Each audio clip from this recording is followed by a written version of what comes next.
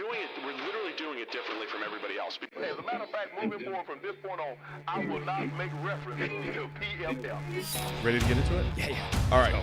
We're going team by team. I would be very careful about slinging stones. Am I going to get sued? We got legal on this? Let's send you out on the right note. PFF sucks. Have a great day, everybody.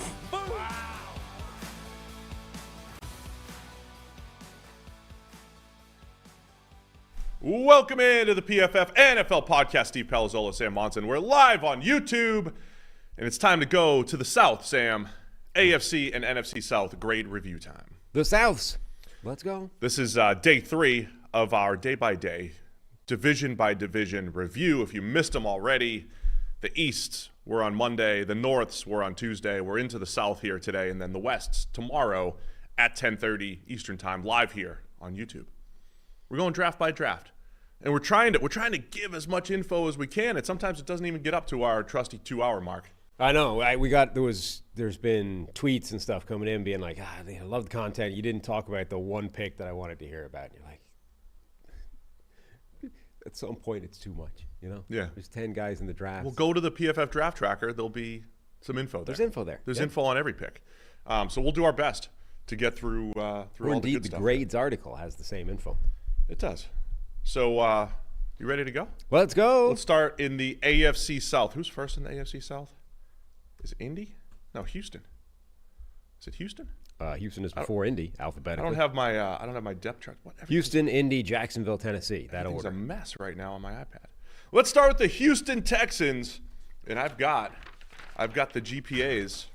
You printed out here. You didn't laminate it though. It's easier if I had it laminated. It'd be easier to handle.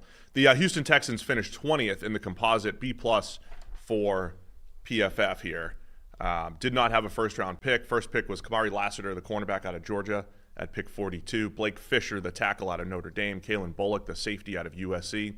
Tight end Cade Stover out of Ohio State was the 4th-round pick. So solid reviews for the Texans draft, especially without a first-rounder. What are your thoughts here? Yeah, as always, shout out to Rene Bugner at RNBWCV on Twitter, who creates this composite graphic with all the grades of drafts out there. 20 different graders, essentially, he's put out there, including PFF, Mel Kiper Jr., The Ringer, all those kinds of things. So he's got the GPAs of all these people, the GPAs of each individual team as well. It's a cool table that we like to use every year. Yeah, I think it was a solid draft from Houston. Obviously, you got to factor in they didn't have that first-round pick, but 2 second-rounders, both of those guys, I mean, they have a pathway to starting, let alone just contributing. Kamari Lassiter could easily become the second corner there, given that reclamation yard of a second corner spot opposite Derek Stingley. And then Blake Fisher, okay, they don't need him to start as much. They have an entrenched starter already, Titus Howard, but Titus Howard didn't have a good year last year, so Fisher could absolutely push him for playing time. So certainly their first 2 picks definitely have a pathway. And then the rest of the draft, I think, was pretty solid depth. What was our synonym for solid the other day? Cogent. Blake Fisher's a cogent tackle. Cogent tackle prospect. Probably got overlooked a little bit with Joe Alt on the other side, but I think, there were some people that really liked Fisher, especially on day 2 as a guy that does have starting potential. You don't find many of those tackles, but I think, Fisher does everything cogently.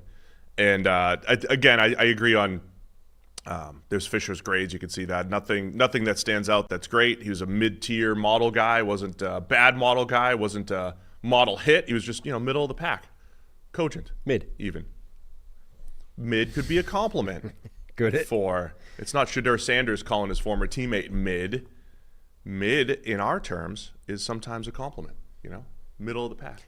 Well, relative to your peers. Yeah, I don't know that it is. The kids use mid as poor. Yes. They're not literally saying middle.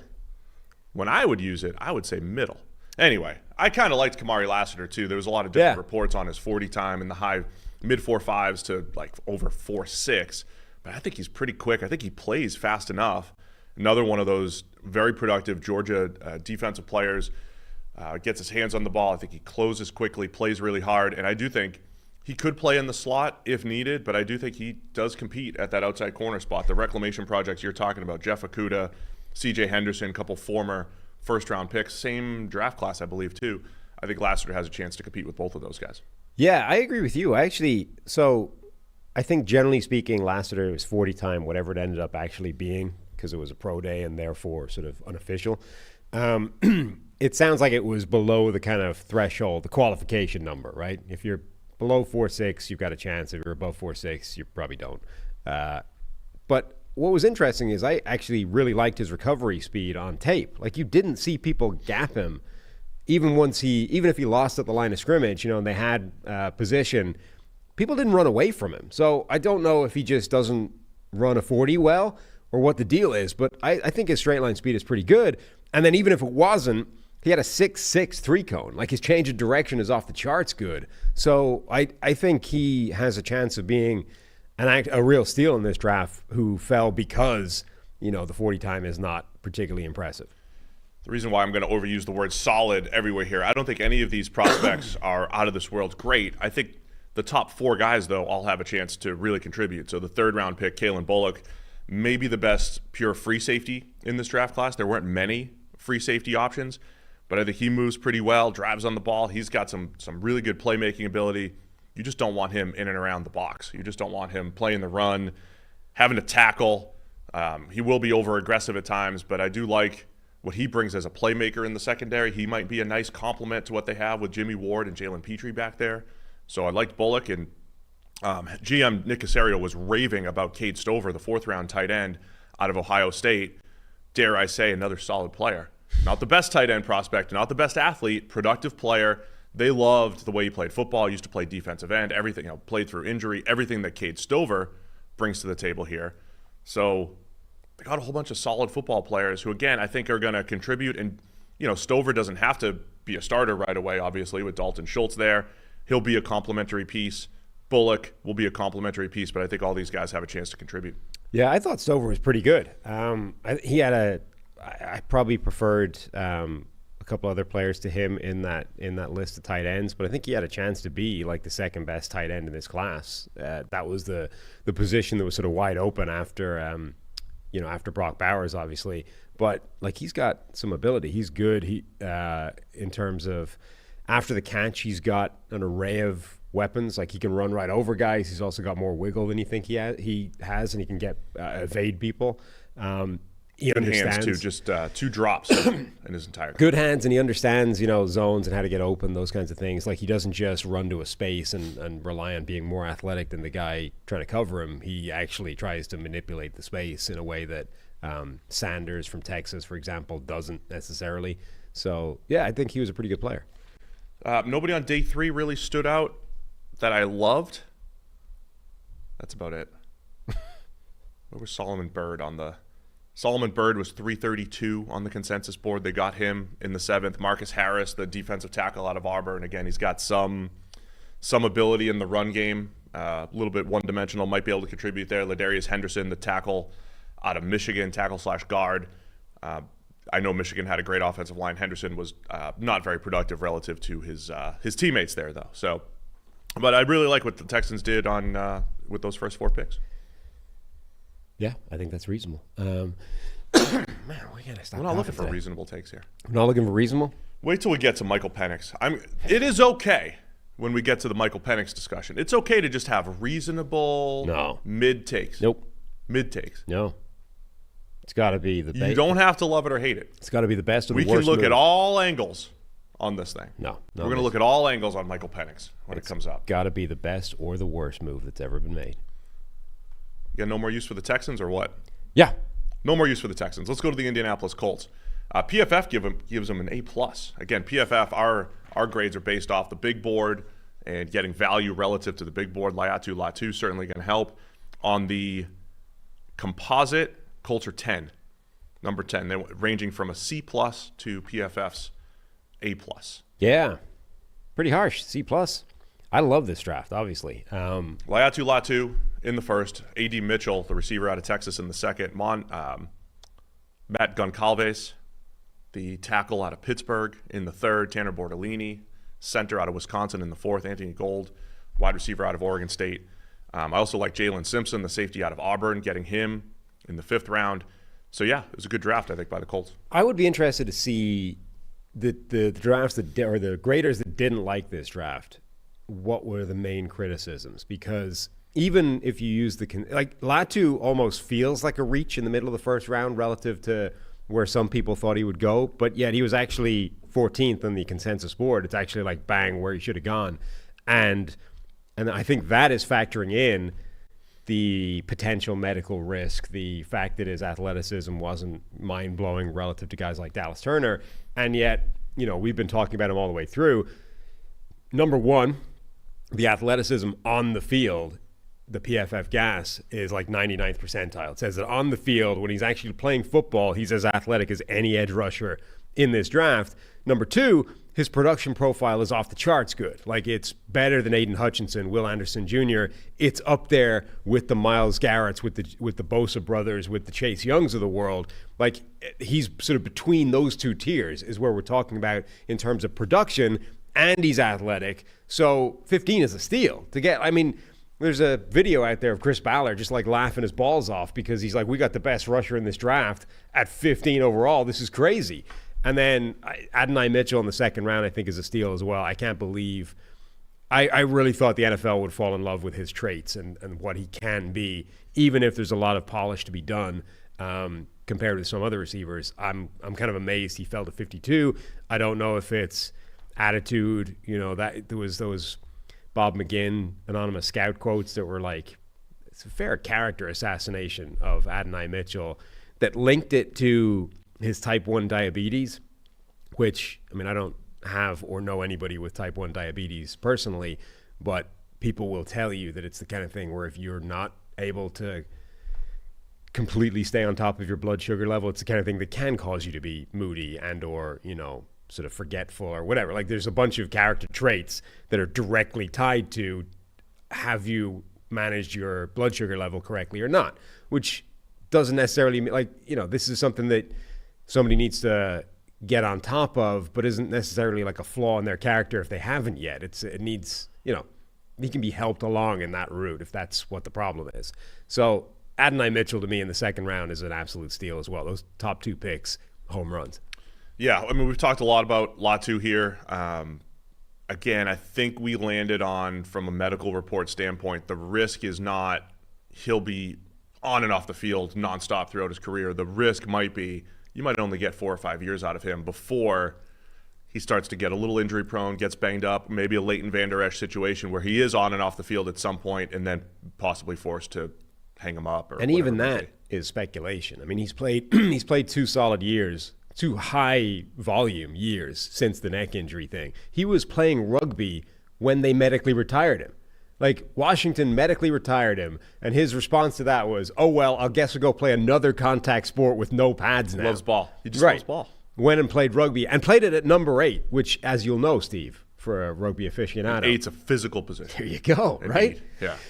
Hard ball carrying. Yeah, not many can handle the 8. Not many. Certainly rugby. Not those that have been medically retired with a neck issue. Right. It's not your normal transition. Not at all. And then obviously 2 high volume years of play at UCLA. So the people that were concerned about his neck were mentioning that it might be a Marcus McNeil, long-term degenerative thing. But that is speculation. It might be nothing. Like, he might just be over it. Yeah, and then on the field, again, the Colts had historically just drafted the highest level athlete of any other team in the NFL. They didn't really go that route here. And, Latu, as far as like combine measurables go, again, at least I'd say 2/3 of the league has access to the on-field game metrics and the things like PFF gas and other versions of that. So between Latu's game athleticism and just that production, man, you're talking about they got, instead of a high upside, let's just trust the traits or trust the athleticism. The traits that Latu brings to the table is just knowing how to win, man. Knowing how to rush the passer, knowing how to use his hands and set up tackles. And they add him to the mix on that defensive line. And I think he's got a chance to be productive right away. And then, again, with A.D. Mitchell, I think there's a handful of teams here who probably came away with 2 guys who had first-round grades on their board. Whatever a first-round grade looks like. If you have 15 of them or 17, at least 2 guys who were expected to go in the top 32. A.D. Mitchell was very much in the running to be wide receiver 5, and he was wide receiver 10 or 11 or whatever it was.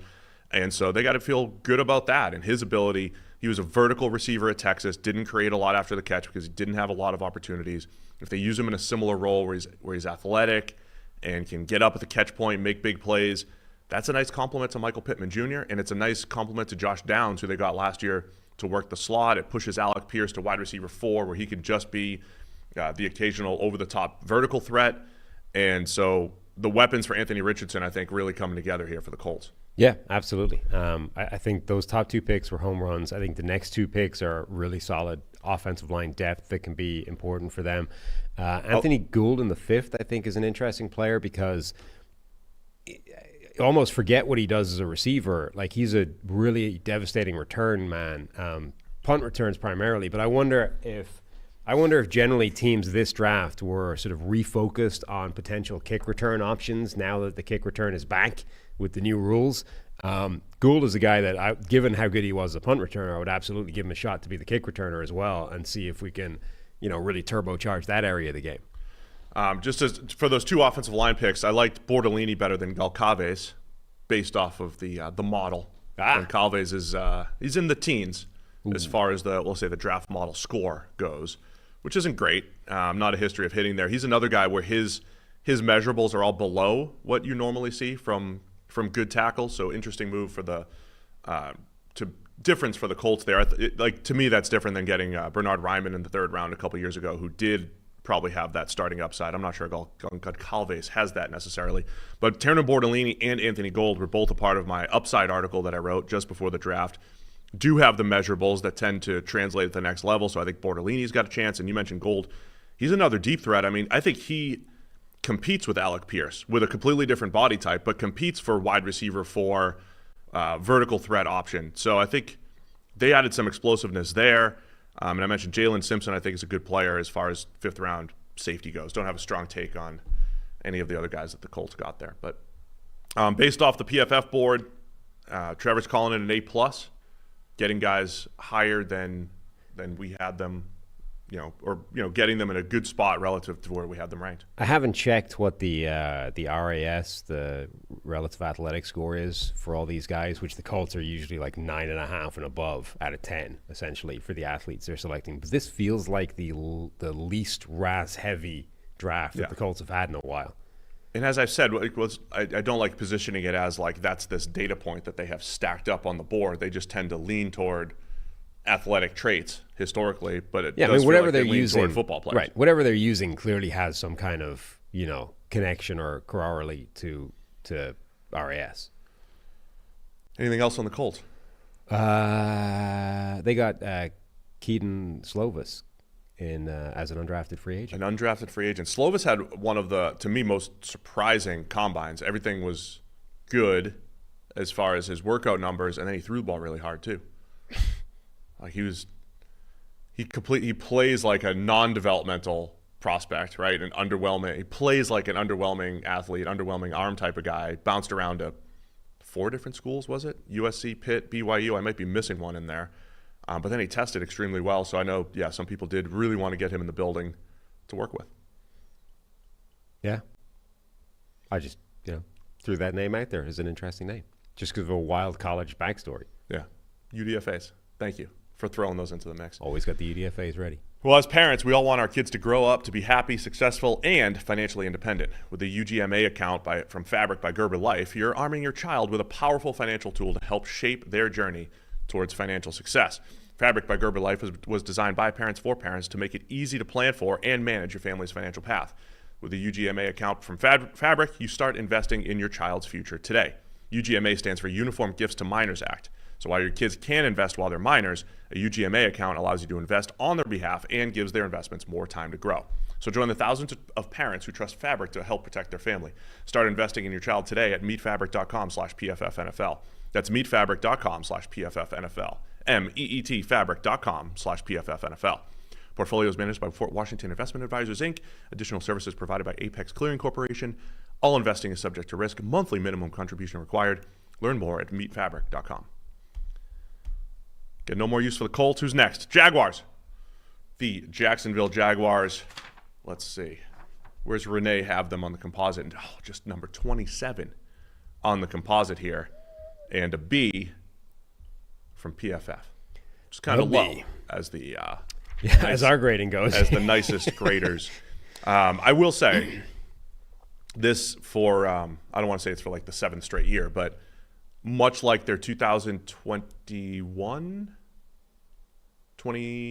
draft, 2020 boomer bust type of draft for the Jags. They got a lot of boomer bust, I think, type of prospects, 3 of which came out of LSU. But it started with Brian Thomas Jr. I thought the trade, this isn't factored in for a lot of people. The trade down and still getting Brian Thomas Jr. at 23 was fantastic by the Jags. Picked up an extra 3rd, 4th, and 5th to go from 17 to 23. Defensive tackle Mason Smith at pick 48, also from LSU. You get Jerrion Jones, the corner out of Florida State. Tackle Javon Foster out of Missouri. They doubled up with LSU defensive tackles with Jordan Jefferson. Picked kicker Cam Little in round 6.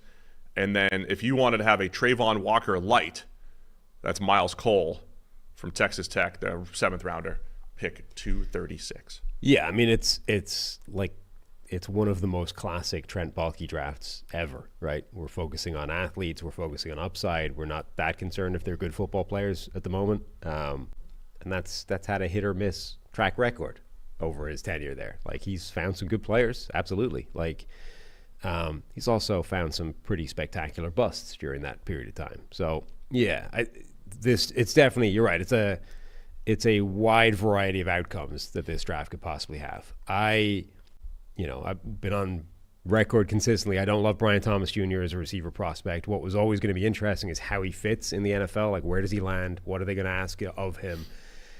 I don't know that I love the fit in Jacksonville. I think there are definitely teams that I would have preferred, like the Colts, right? We were talking before. If he landed with Indianapolis, I think that's a much better fit for Brian Thomas Jr. But I think you're right. You have to credit them. Like, we were talking about how expensive that trade was from the other side point of view.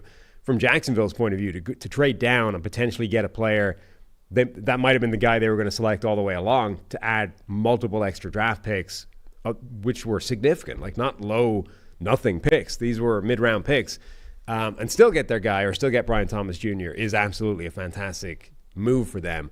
I just don't know that I love his fit within this offense, given what's already there. And then that's kind of the story with the rest of this entire draft. Like, Miles Cole, I mean, you're right. He's like a poor man's Trayvon Walker. It's pick 236. Right, but that's the whole draft. The whole draft is that. It's all that. Well, let's talk about Brian Thomas Jr. first, and we'll get into some of the other guys. The fit with Jacksonville, when we were throwing styles and comps around throughout the pre-draft process, Gabe Davis did come up for Brian Thomas Jr., a guy that is a good vertical threat. Gabe Davis is averaging about 16.5 yards per catch, I believe it is, for his career. He is a vertical threat. I am intrigued by this part of the offense for the Jags. They're now all vertical threats. Yeah, I mean, it's Gabe Davis, Brian Thomas Jr., Christian Kirk, who's a vertical slot, the only real underneath threat, and they just released Zay Jones. The only guy that wasn't a vertical deep threat. That was expected. So, I mean, maybe a Parker Washington steps up as a high volume underneath receiver. I did like him quite a bit last year. Kind of got off to a slow start as a rookie. Evan Ingram's going to be your underneath threat.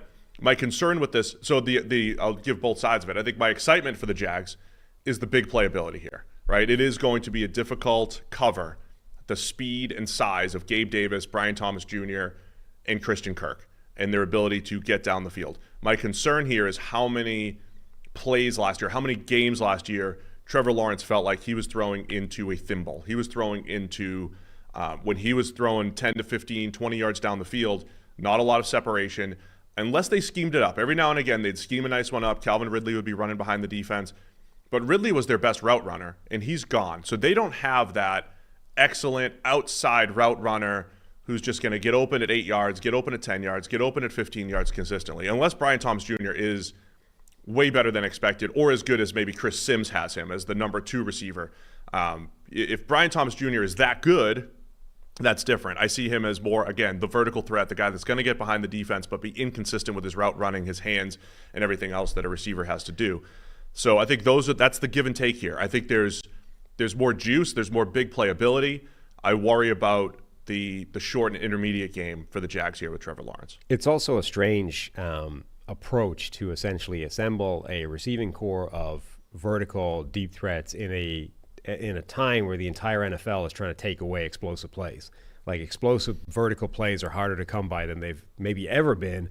And Jacksonville's response to that is to, well, let's get an entire offense full of those guys that do that as their primary responsibility. Now, there's also the idea that Brian Thomas can be more than that. He hasn't been yet, but maybe he can be, right? 75%, I think, of his yards or something came on 2 routes. Goes and was it hitches? Like, he ran deep, or he threatened to run deep and then broke the route off. That was it. That's all he did at LSU. But he does have not just straight line speed, he's got really impressive quickness. He has the ability to run some underneath stuff. So, if he can be much more in the NFL than he was in college, it's a different prospect. And we talk all the time, you're not just drafting what a guy did in college. You are drafting to project what he can be at the next level. And sometimes those are different things. Sometimes the best evidence you have for what a guy is going to be is what he's already done. But sometimes that isn't necessarily the best evidence, because he's been asked to do things that he shouldn't be doing, or he simply hasn't been asked to do the things that you're going to need him to do. So, look, there are people out there, Chris Sims, that love Brian Thomas Jr. and think he's a much better receiver prospect than I do. If they're right, and he is, in fact, this top-end wide receiver that can do a little bit of everything, then he could potentially be their number one. Christian Kirk be the slot guy, Gabe Davis be the number 2 vertical that he's been in Buffalo. Then it makes a lot more sense. I just don't think that's what it is. Yeah, and again, from a team-building standpoint, I'm not saying that it's easy to get to these options, but the other first contract quarterbacks who got the legit alpha 1 of an A.J. Brown going to Jalen Hurts and the Eagles, or Tyreek Hill going to the Dolphins and Tua, those guys made a massive difference. The Jags, they tried with Ridley. I've always thought Ridley is more of a 2. And I think we saw a little bit of that last year, right? There were games where he could take over. There were games where he disappeared. We didn't get that true number. We haven't had that true number 1 for Trevor Lawrence. So is Brian Thomas Jr. that guy? Are they putting all their eggs into that basket? That part we'll see. But again, I think he does bring, at the very least, a good vertical threat to the Jags offense. The second pick, again, Mason Smith. Last year at this time, before people really know how the draft class is going to play out, there was a projection that Mason Smith would be a top 10 to 15 pick. And that was purely based off of he was a 5-star recruit. He had a grade in the 50s as a freshman, played a little bit of football, didn't play great, but he's so explosive, 6'6", 315, very athletic, played on the edge a little bit as a freshman. His sophomore year, he's about 7 plays into the season against Florida State, celebrates a play and tears his ACL, I believe it was. He was injured, out for the season. Last year came back. Again, the PFF grade was not great, 65.3 last year. So he's never actually been a productive football player. But when you watch him, at his size, his ability to shoot gaps is impressive. He can jack up blockers. He just doesn't know how to actually shed and make plays yet. So I see him along the lines of Gervin Dexter from last year, from out of Florida, who went the second round to the Bears. Those guys are developmental guys that I think they need some time to figure out how to actually put it all together. And that's a second-round pick, so I think that's where that's a little risky for the Jags here. Yeah. I mean, he had a grade of 65 last year. But you can see, like, immediately you could just look at his measurables and know that he's the guy Trent Baalke would like, right? 6'6", 6'5", 300+ pounds, 35-inch arms. Like, he's got the arm length. Trent Baalke loves length. Like, that's why Trayvon Walker was the number 1 overall pick. Wait till we get to the Trent Cole discussion in a second here. Yeah, and it's just, look, there are some things that flash on tape. Like, his straight line burst off the ball is really good. He's got a legit swim move. He's got power. Like you said, once he's into your pads, you've got some problems.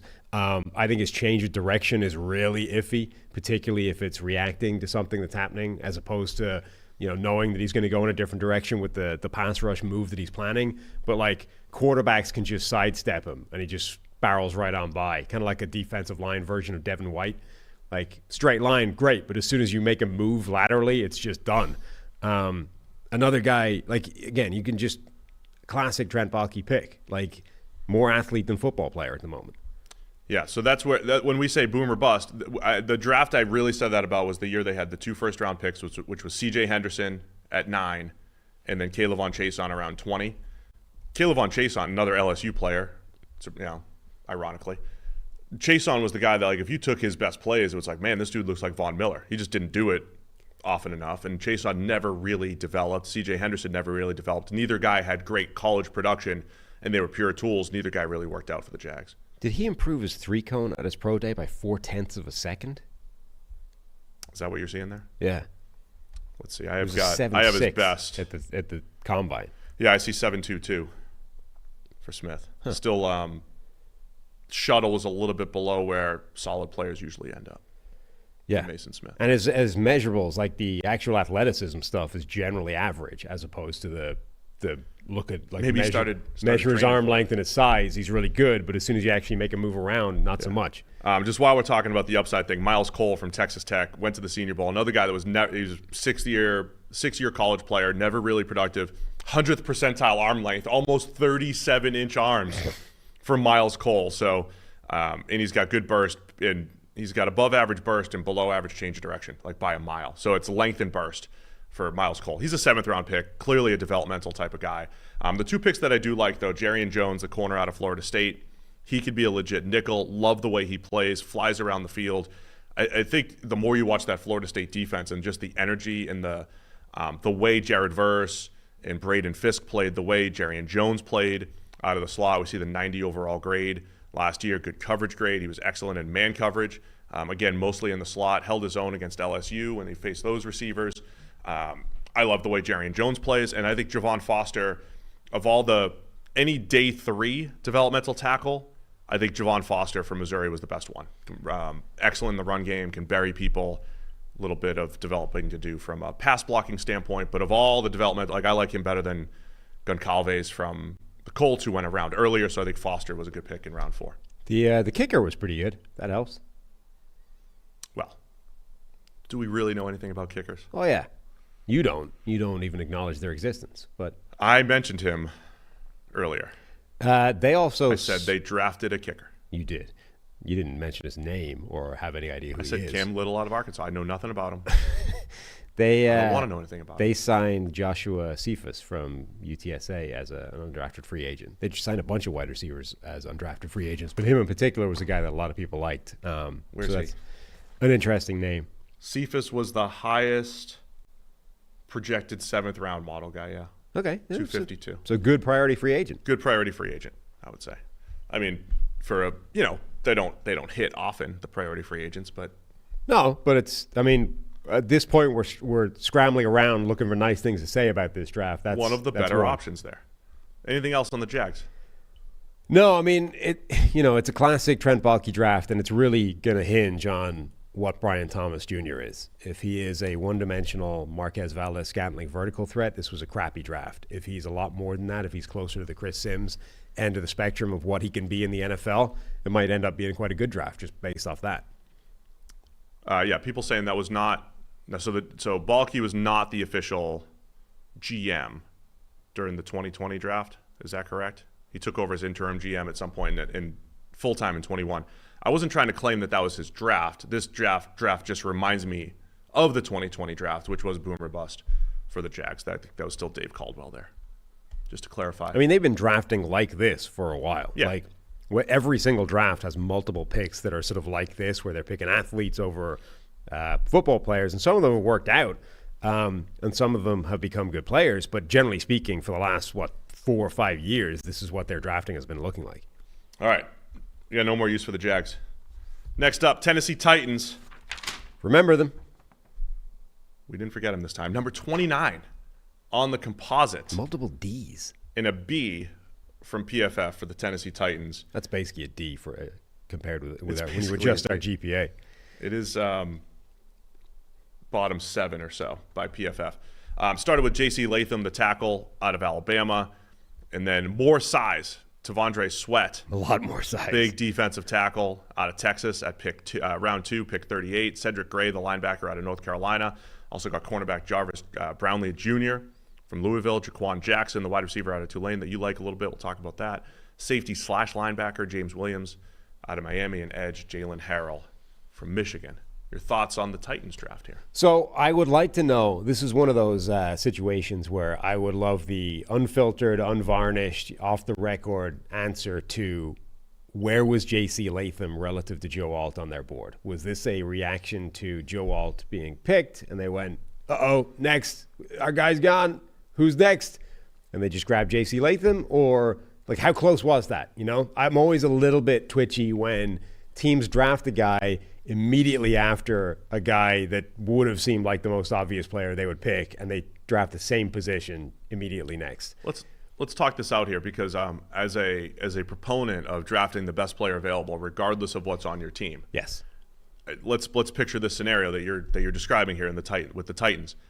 There's a very good chance that they have Rome Odunze with a higher grade than J.C. Latham. Yeah. And there's also, if they're like others, they may have had Joe Alt in his own little tier of blue chip tackle, and maybe you still have Latham as a blue chip tackle, but a slight tier below, where his grade is maybe below Rome Odunze at wide receiver, and then you have Latham, you have Fuanga, maybe you have Fashanu in a similar tier of tackle. And so if I was drafting, I'm like, it's easy. I'm in the seat here, Sam. I don't have to put the team out there. It's not my name next to it. Just draft the best players. So if I went by my strategy, I would have taken Rome Odunze, wide receiver out of Washington, and we would have trotted out DeAndre Hopkins for one more year, Calvin Ridley, Rome Odunze, and Traylon Burks as your change of pace guy. That's unbelievable. That's one of the best receiving cores, at least for 1 year in the league, and there's potential to stay as one of the best going forward with that group. But we'd have the worst tackle situation in the NFL. So, is my strategy the right one over time?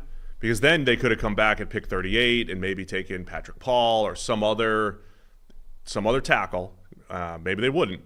But is mine the right strategy over time? Or is this the time where you have to cheat a little bit? Just let's say, look, our offensive line's so bad, we have to get a tackle in there. Latham's the next guy for us. Let's do it. I imagine that there was a debate. Not a debate, but they're looking at him versus an Odunze and saying maybe Odunze's got a slightly higher grade, but we got to go with the need pick here of tackle and J.C. Latham. Yeah, it always just feels slightly bad when a guy follows somebody that was obviously the pick that they, I think, should have wanted, whether or not they did, as the top guy on their board. It's also a little bit like this one in particular, J.C. Latham, they're going to start him at left tackle. They've already said that. So they're taking a college right tackle and moving him over to the left side, and a college right tackle that some people questioned whether he has, like a college right tackle that multiple people, not just me, multiple people had sort of said, maybe he's better at guard. Like, is that a guard? Is that a guard skill set? Now you're taking that guy and moving him to the left tackle where he hasn't played yet. Generally speaking, I don't have a problem with swapping sides of the line, and as a prospect coming into the NFL, I think you're already transitioning in a major way anyway. You might as well add that to the plate. But in this particular instance, a guy whose question mark, I guess, is some of that ability to operate in space. Now you're flipping him to left tackle, where if he doesn't do that well, his quarterback gets killed. Love it. As we've said before, flipping sides isn't an issue, but most of the time it's from left tackle to right tackle, and most of the time the left tackle is the better pure athlete. The NFL, the college and the NFL is usually putting the better pure athlete at left tackle. So we've seen that a million times. Like, look at the best right tackles in the NFL. Most of them played left tackle in college.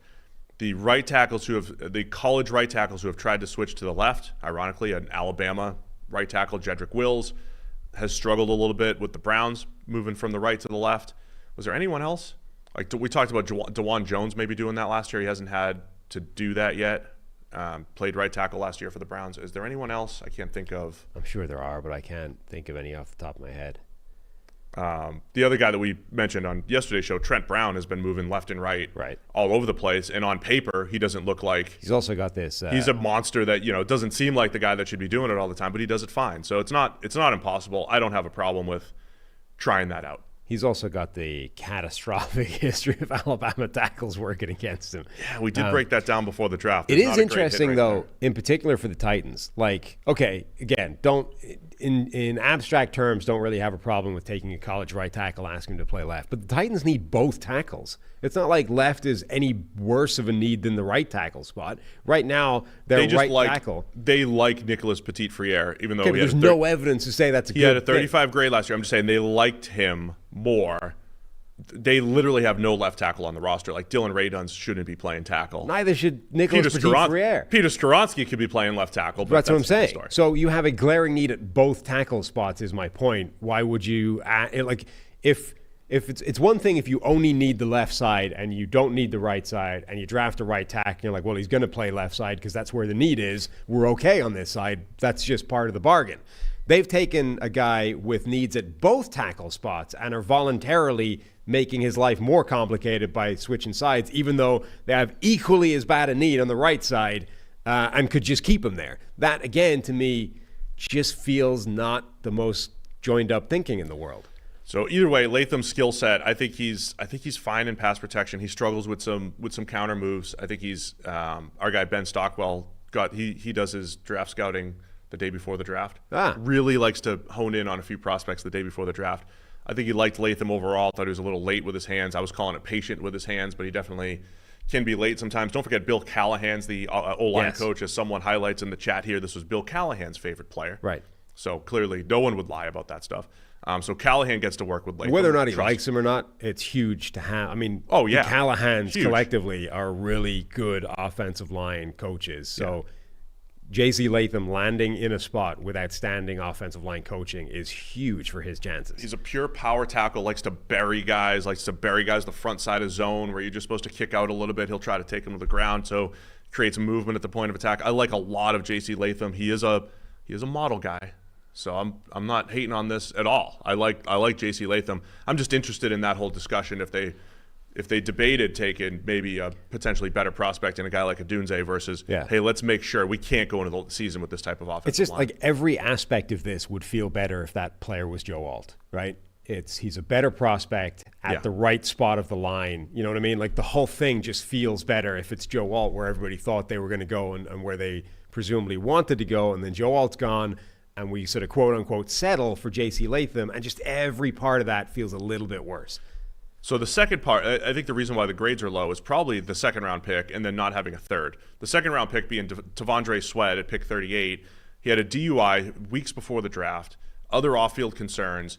I don't think there was an expectation that Sweat was going to go this high. I thought he was a second-round prospect before the DUI, before really diving in or having the off-field highlighted. I still think he's a very good football player, but when we're talking about lower grades for the Titans, I imagine people who are grading this are saying, oh, Sweat should have been, a third or fourth rounder after everything that we saw.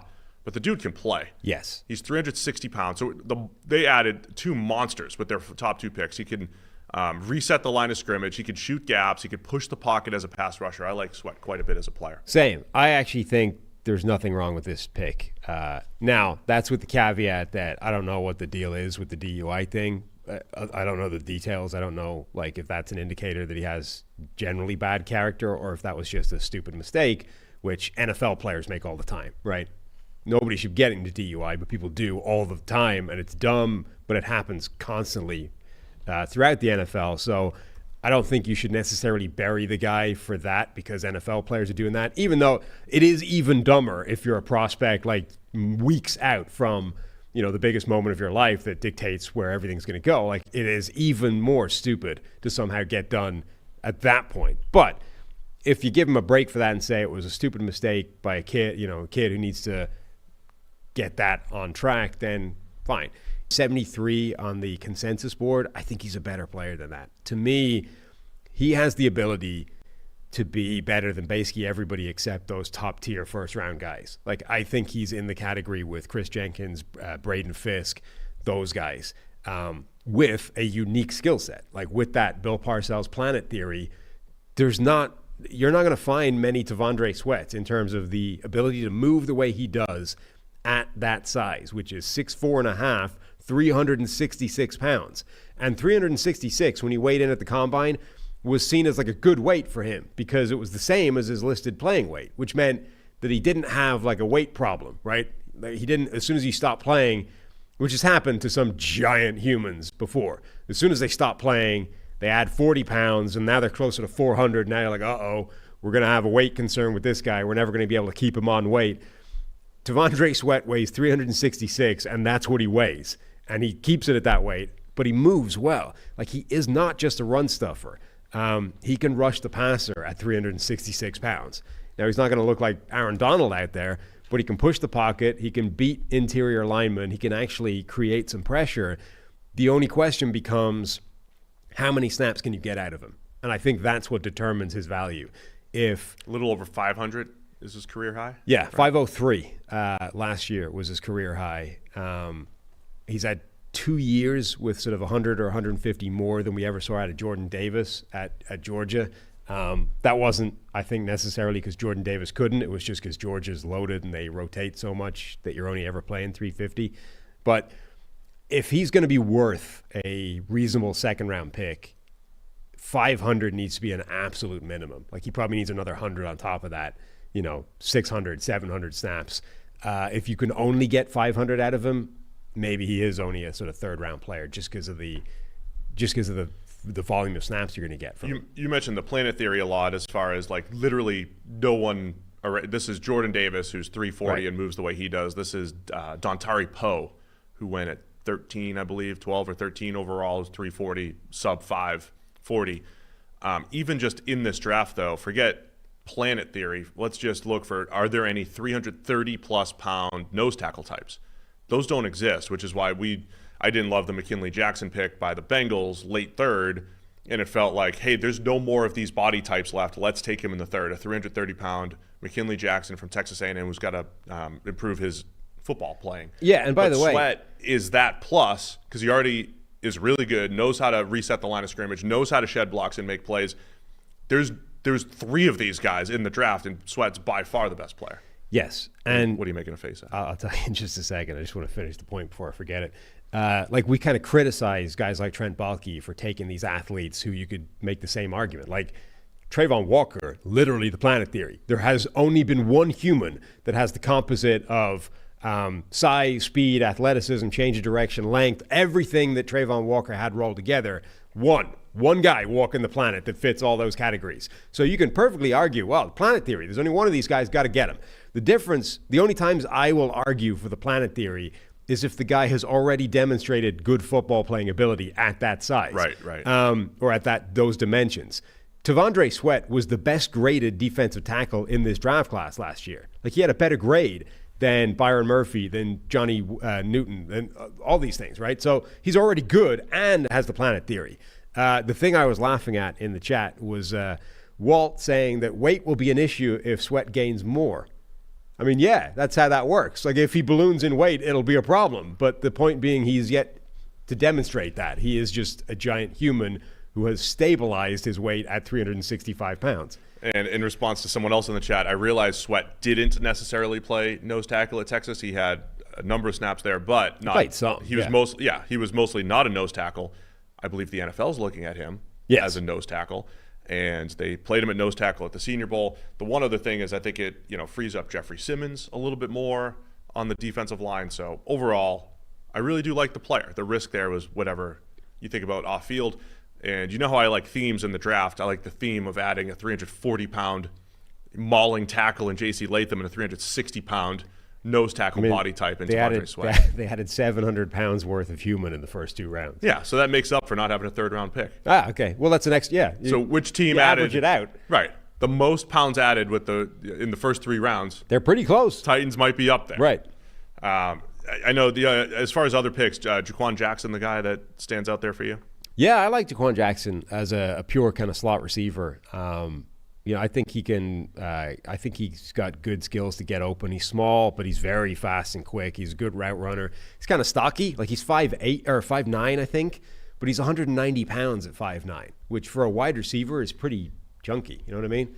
Like, Xavier Worthy is 165 pounds at like 3 or 4 inches taller than him. So he's got 20 pounds on a guy like Xavier Worthy, despite being 3 or 4 inches shorter than him. He's not amazing at the catch point, but you wouldn't expect him to be at 5'9". But he's good after the catch, and just his Senior Bowl reps are really impressive from the slot. I think he's a good receiver to add to that group. No more use for the Titans. I got any more use. Because as undrafted free agents, they got Dylan Johnson, the running back I like from Dylan Washington. Johnson. Yeah. I really like Dylan Johnson. Actually, like a just cogent player to put on my football team. Runs the ball cogent. Can we get a synonym for cogent now? Yeah. Now, obviously, they already have a pretty loaded backfield, right? They've got Tajee Spears. They've got Tony Pollard. Who they added in free agency. So it's not like Dylan Johnson's going to be splitting the backfield carries and having a huge workload. But Tony Pollard's probably not a long-term answer. Like, Dylan Johnson could stick on that roster and become a factor. He's just a good running back. Like, when I first watched his tape, I got those sort of, just a guy vibes. But then the more I watched, the more I was like, no, he's better than that at everything. He's good. Like, he's good at everything, not just okay at everything. He's a powerful ball carrier. He's got some speed. He's good. In pass pro. Yeah, he was good at everything. There are some guys where you watch so many players that you lose track of the guys that didn't even get drafted. And then only when you look at the undrafted list, you're like, oh, crap, Gabriel Murphy didn't get drafted? That's insane. Dylan Johnson was another one of those. When you come out of the draft, you're like, oh, wait, he didn't get drafted? That's nuts. I liked him, and then gets banged up, plays through it in the college football playoff. Yeah, I like Dylan Johnson a bit. Now I have no more use. No, now we're done with the Titans. It's time to break down the worst draft. Per the composite, I will defend it, though. We gave them a C-. We are the most generous draft graders in the world, even more generous than the NFL themselves, apparently, gave them a C-. Matt Verderame? Ooh. Verderame? Sports Illustrated. There's one A in here. This is the Atlanta Falcons. They're up next. Yeah, good for him. 32 in the composite. Mel with a D. Falcons fan, Charles McDonald Yes. from Yahoo Sports with a D-. Lowest one there. But they were the worst. The GPA for them was almost a point lower than anybody else. They were like off the charts on They're their the own. only team that didn't pass. They failed. Ah. Their GPA is below passing, below a C. The 2 was a pass?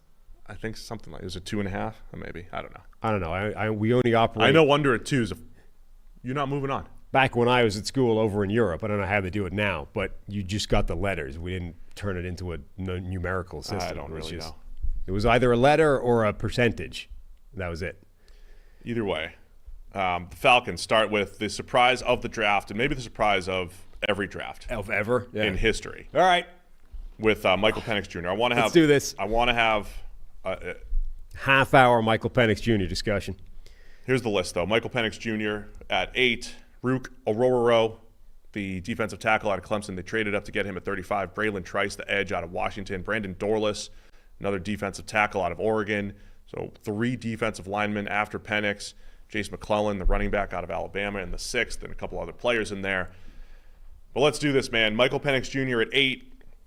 What were your initial thoughts on this move? I was talking to somebody about this yesterday on a podcast on one of the 17,000 I've been on in the last week. I was sort of saying, so we were, I think, on the low end of the scale in terms of shock live, you know? Like some people, there's videos out there, like Nate Tice goes full Thierry Henry of clutching somebody's knee when it happens on the Athletic show. And I think you and I, because we know Zach Robinson and have sort of talked to him a bit about the quarterbacks pre-draft, we knew how much Zach and the Falcons loved Michael Penix Jr. So I think part of it was a sort of, okay, it's shocking, but immediately you're like, it kind of makes some sense because we knew they loved him. Yeah. And then the other part is, for me anyway, I don't want to speak for you, but so there's the immediate part of, okay, that's wow. And then, yeah, okay, I get it. And then the next part was, all right, what can I actually say out loud into a microphone, having talked to Zach and stuff and knowing some things, you know? So I was trying to calculate what I'm actually allowed to put out there. There was enough out there, too. I mean, when Penix worked out in Seattle, the whole Atlanta team, all the brass went out there. Multiple people, actually, because this happens after the fact, right? But Baldy had, called, hey, they might go QB in the first round. Yeah. Before the fact. Somebody else had called it as well. What's his name? Damn it. Ovi Mahaley, the old fullback who does some media stuff. He'd called Michael Penix, actually, in the first round. So people had put this together previously, but it remains one of the most shocking draft picks of all time. And I think what makes it so amazing is various elements of this move, this idea, have happened before, but not all together at the same time. It's like the perfect storm of shocking pick, right? The element that being, let's call it, big investment in multiple quarterbacks. whether it's financially or in Yeah. draft capital. That's that's happened a handful of times, but never in the exact scenario that the Falcons have done. Right. It's the big investment in a future quarterback that won't start now and actually won't start probably for 2 years, having just invested in a free agent quarterback and a pick as high as this. Like, all of these things together haven't happened. We've got various elements, like, obviously, Jordan Love was drafted in the first round when the Packers still had Aaron Rodgers. Aaron Rodgers was drafted in the first round when they still had Brett Favre. Tommy Maddox, of all people, was drafted in the first round when the Broncos had John Elway in his prime. All of those picks were in the 20s, right? So it's happened before, but these were picks in the 20s. If you want to go a bit higher, Patrick Mahomes, obviously, was drafted, 11th overall, and they traded up to get him. So it's like a top 10 draft picks worth of capital. But Alex Smith was he only had 1 year left, right? It was towards the end of the Alex Smith thing. So there's just not this exact dynamic of such a high draft capital with multiple years of runway. And then the other element, I think, which is really important, is for a quarterback that most people from the outside viewed as a reach. That, I think, is really important here, that Michael Penix Jr. was number 31 on the consensus big board. So basically, the over-under was, does he sneak into the first round or not? So from the outside, everyone's like, whoa, they just reached by 20-plus spots for a guy at a position nobody thought they needed, et cetera, et cetera. I want to start this from the Cousins angle and then circle back to the actual player Penix and what people thought of him and that part of it. Okay. So let's go to Kirk Cousins for a minute. He just signs a 4-year, $180 million contract. Yep. So I believe so much of the instant reaction is because that number, 4 years, 180, is in everybody's mind. Right. You just signed Kirk Cousins. He was the best quarterback on the free agent market, and he's a top 8 to 10, 12 quarterback in the NFL, wherever you want to rank him. So that's Kirk Cousins.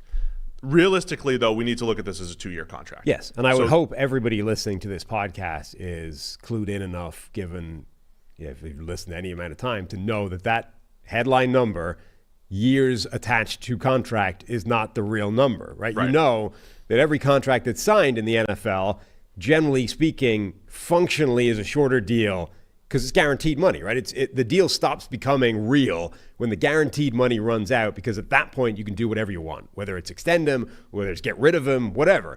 So Cousins signing a 4-year deal in the same way that Daniel Jones a year ago signing a 4-year deal is not real. Daniel Jones is now 1 year into his 4-year deal, and we were talking about drafting his replacement in the top of the draft. That's probably going to end up being a 2-year deal, and the Cousins deal is similar in terms of certainly after 2 years, you can get out. So here's what the contract looks like. Year 1, Kirk Cousins, in his age 36 season right now, by the way. Coming off Achilles, $25 million cap hit. 2025, he'll be 37, $40 million cap hit. Obviously, if they were to cut Kirk Cousins this year or next year, there's a massive dead cap hit. Next year's dead cap hit, if they released him or traded him before 2025, they're eating $25 million, which isn't egregious, but it's a big number. As soon as 2026 hits, it's basically the contract is over. I don't see Kirk Cousins, even if they didn't draft Michael Penix Jr., right, as a 38-year-old with a $57.5 million cap hit in 2026. So if they were to release him before 26, the Falcons save $32.5 million. Well, there's no dead cap hit there. They're saving money. So again, his last 2 cap numbers are $57.5 million in his age 38 and 39 seasons. This was always essentially a 2-year deal for the Falcons. No matter what Kirk was hoping to do, finish his career with the Falcons, whatever conversations they may have had, this is a 2-year deal. So if we view it through that lens, that's what they have. And one more thing, and then let's look at Kirk Cousins' career really quick. Was he the best quarterback option on the market? Yes. Is he a massive upgrade over Desmond Ridder and what the Falcons have had? Absolutely. Is Kirk Cousins also the guy that signed big contracts in various places who said, he's Kirk Cousins, right? He's the guy that's gonna maybe get you to the playoffs, but you're gonna feel like you want a little bit more. That's what's happened. That's what happened in Washington. That's what happened in Minnesota. Minnesota just went through this world. They went into the unknown door of the NFL draft without even a top 10 pick and said, we would rather go that route than go back to Kirk Cousins in his mid to late 30s and paying a ton of money for him. So Minnesota just made this decision. So it's very possible that the Falcons are a better football team over the next 2 years because of Kirk Cousins, but they're also left wanting a little bit more and want to go to the rookie contract route in 2026 because they've maxed out what Kirk Cousins can bring to the table to them. So to me, that's the baseline we're working with here before we get to, okay, pick 8 is up, and Michael Penix Jr. is the pick for the Falcons.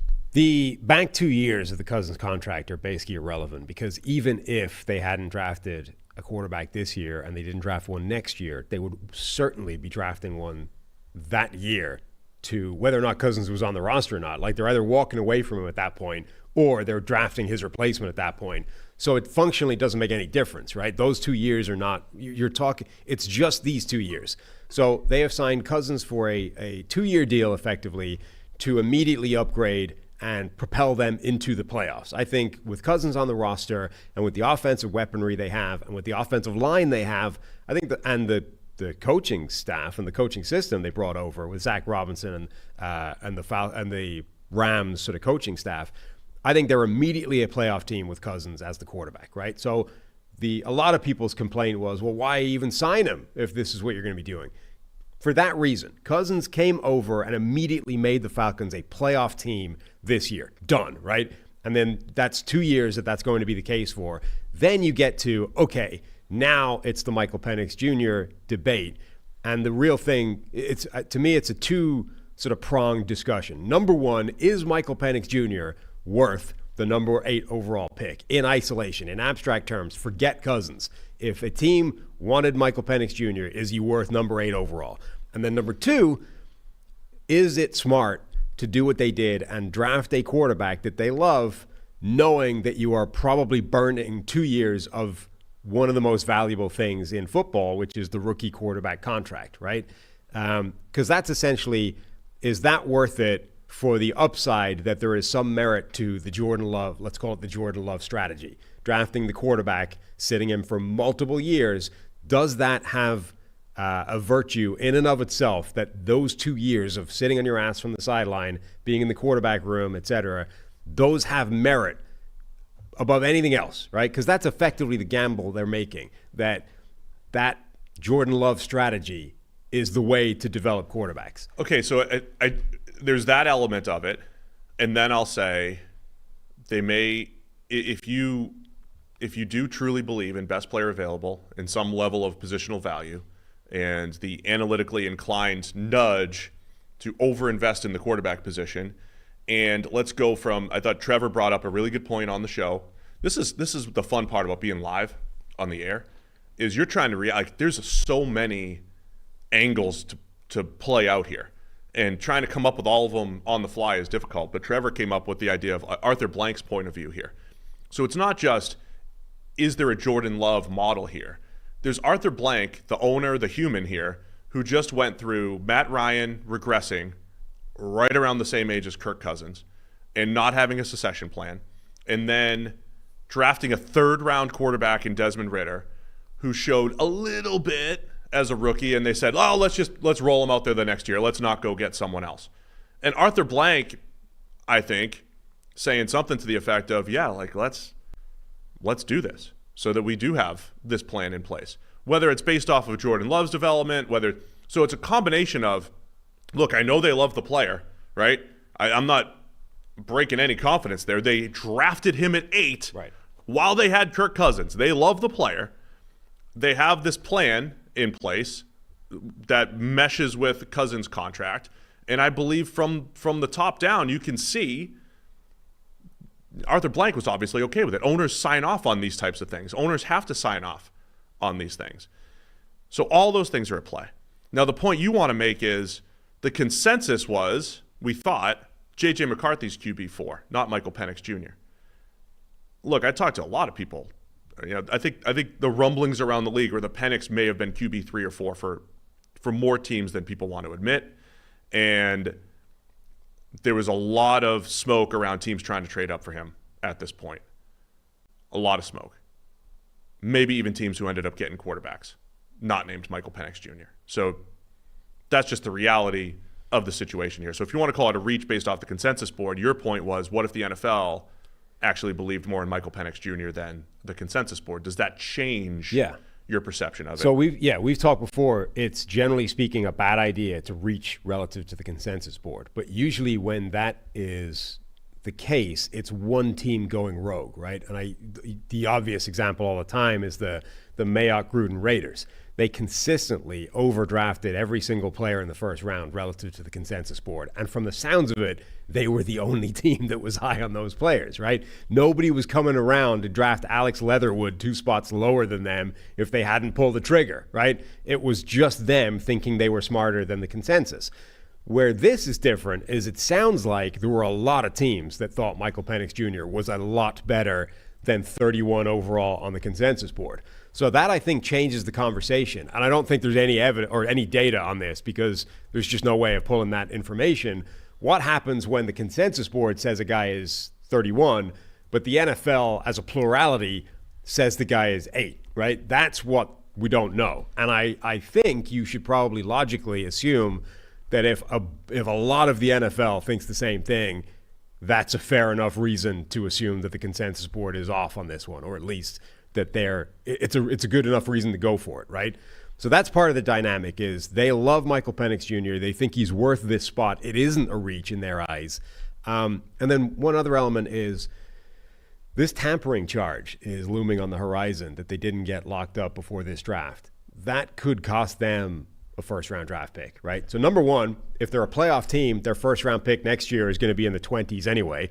Number two, it might get taken off them completely. So if this move was made next year, nobody would care, right? We'd be a year into the Kirk Cousins thing. We'd be a year before you get to sort of cut his contract or start moving on from him anyway. It would make sense, right? Even conventionally, it would make sense to draft his replacement a year out, sit him, et cetera, et cetera.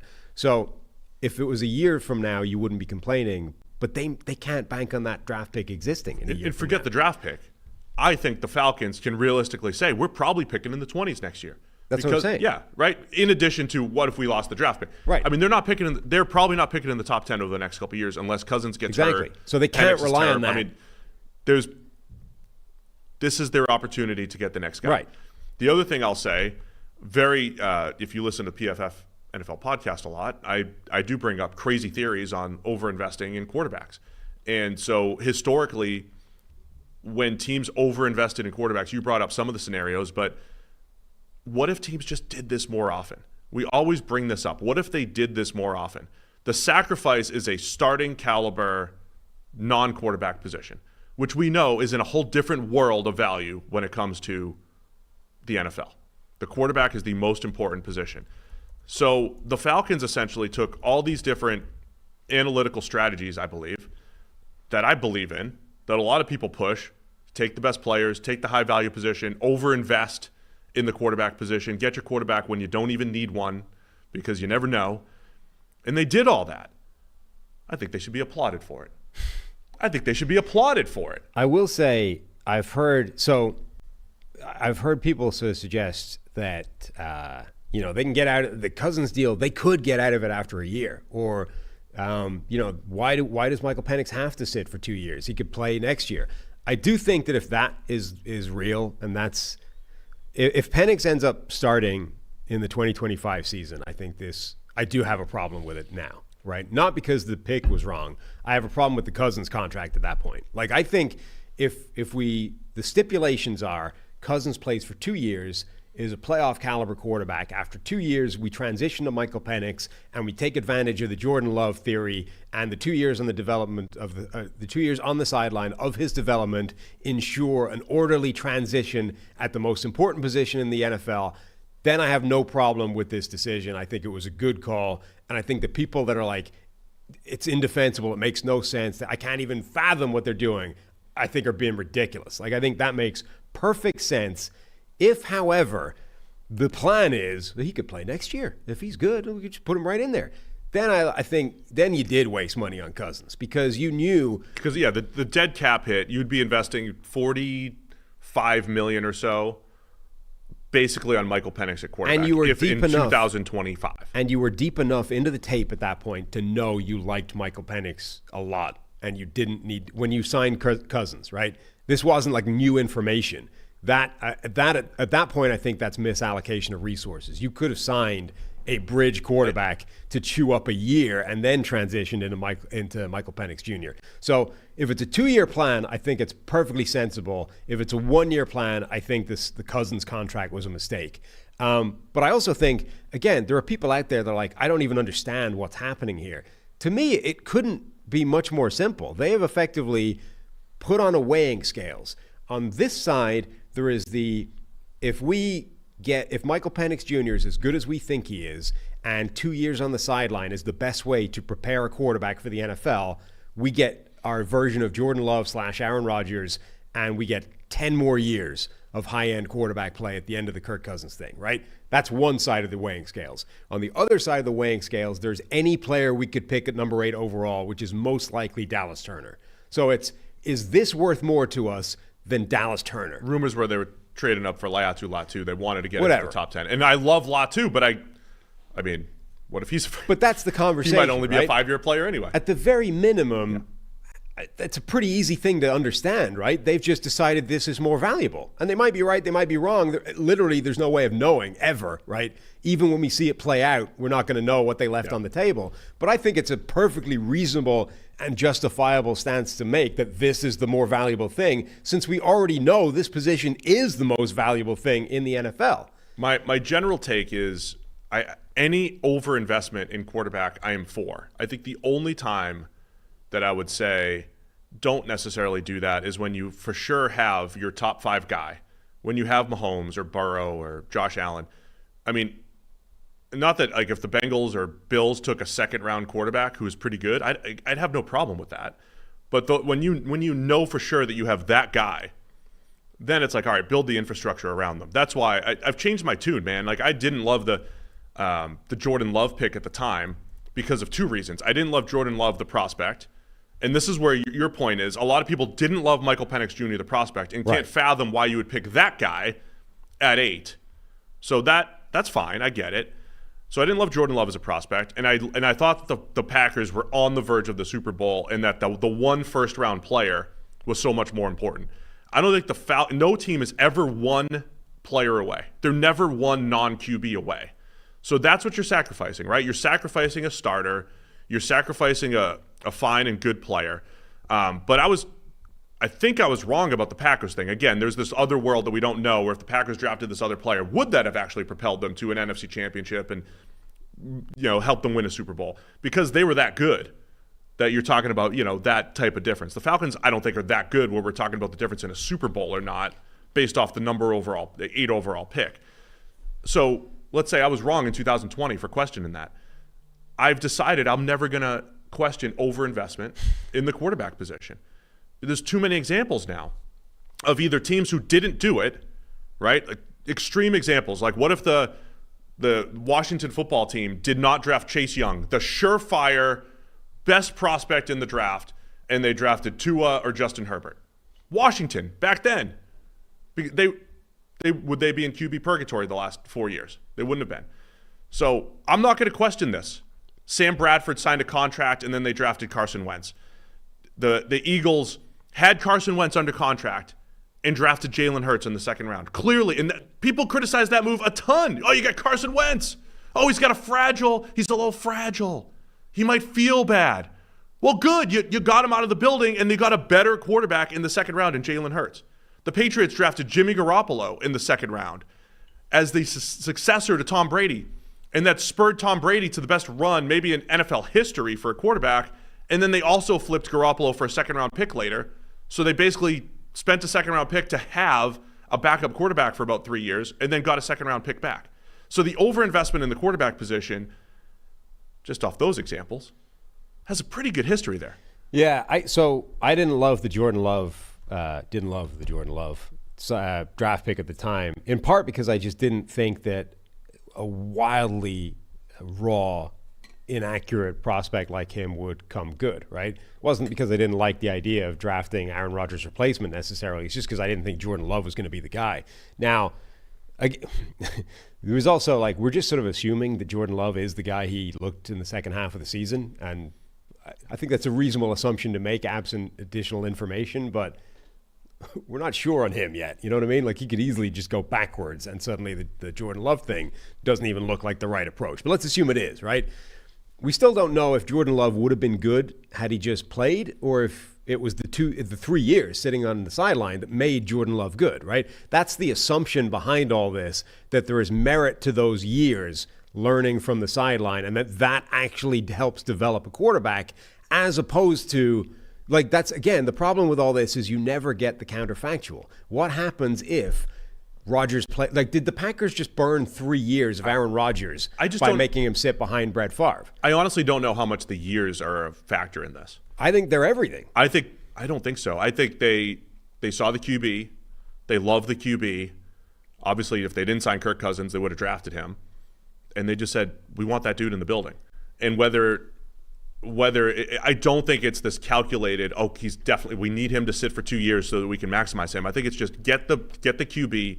And, by the way, the most likely scenario is he takes over as starter after sitting for 2 years. If you don't think that the 2 years on the sideline are making a material difference to his chances of success, then I have a much bigger problem with the move. Because then I think you are voluntarily burning valuable aspects of a young quarterback, i.e. the contract, because you believe that Michael Penix Jr. in particular is so special that it's better than anything you're going to be able to get over the next 2 years. And it might be next year, but you're going to have a multiple-year run at this, and every year you wait is more valuable if the guy's good because the contract is so cheap. The contract. If you don't think that the contract is relevant, or if you don't think that the years on the sideline are relevant at all, I think this is a much worse move. If you think that it is, and you think that actually, and they've mentioned this, but this is what you would say if you were trying to sell the move to people.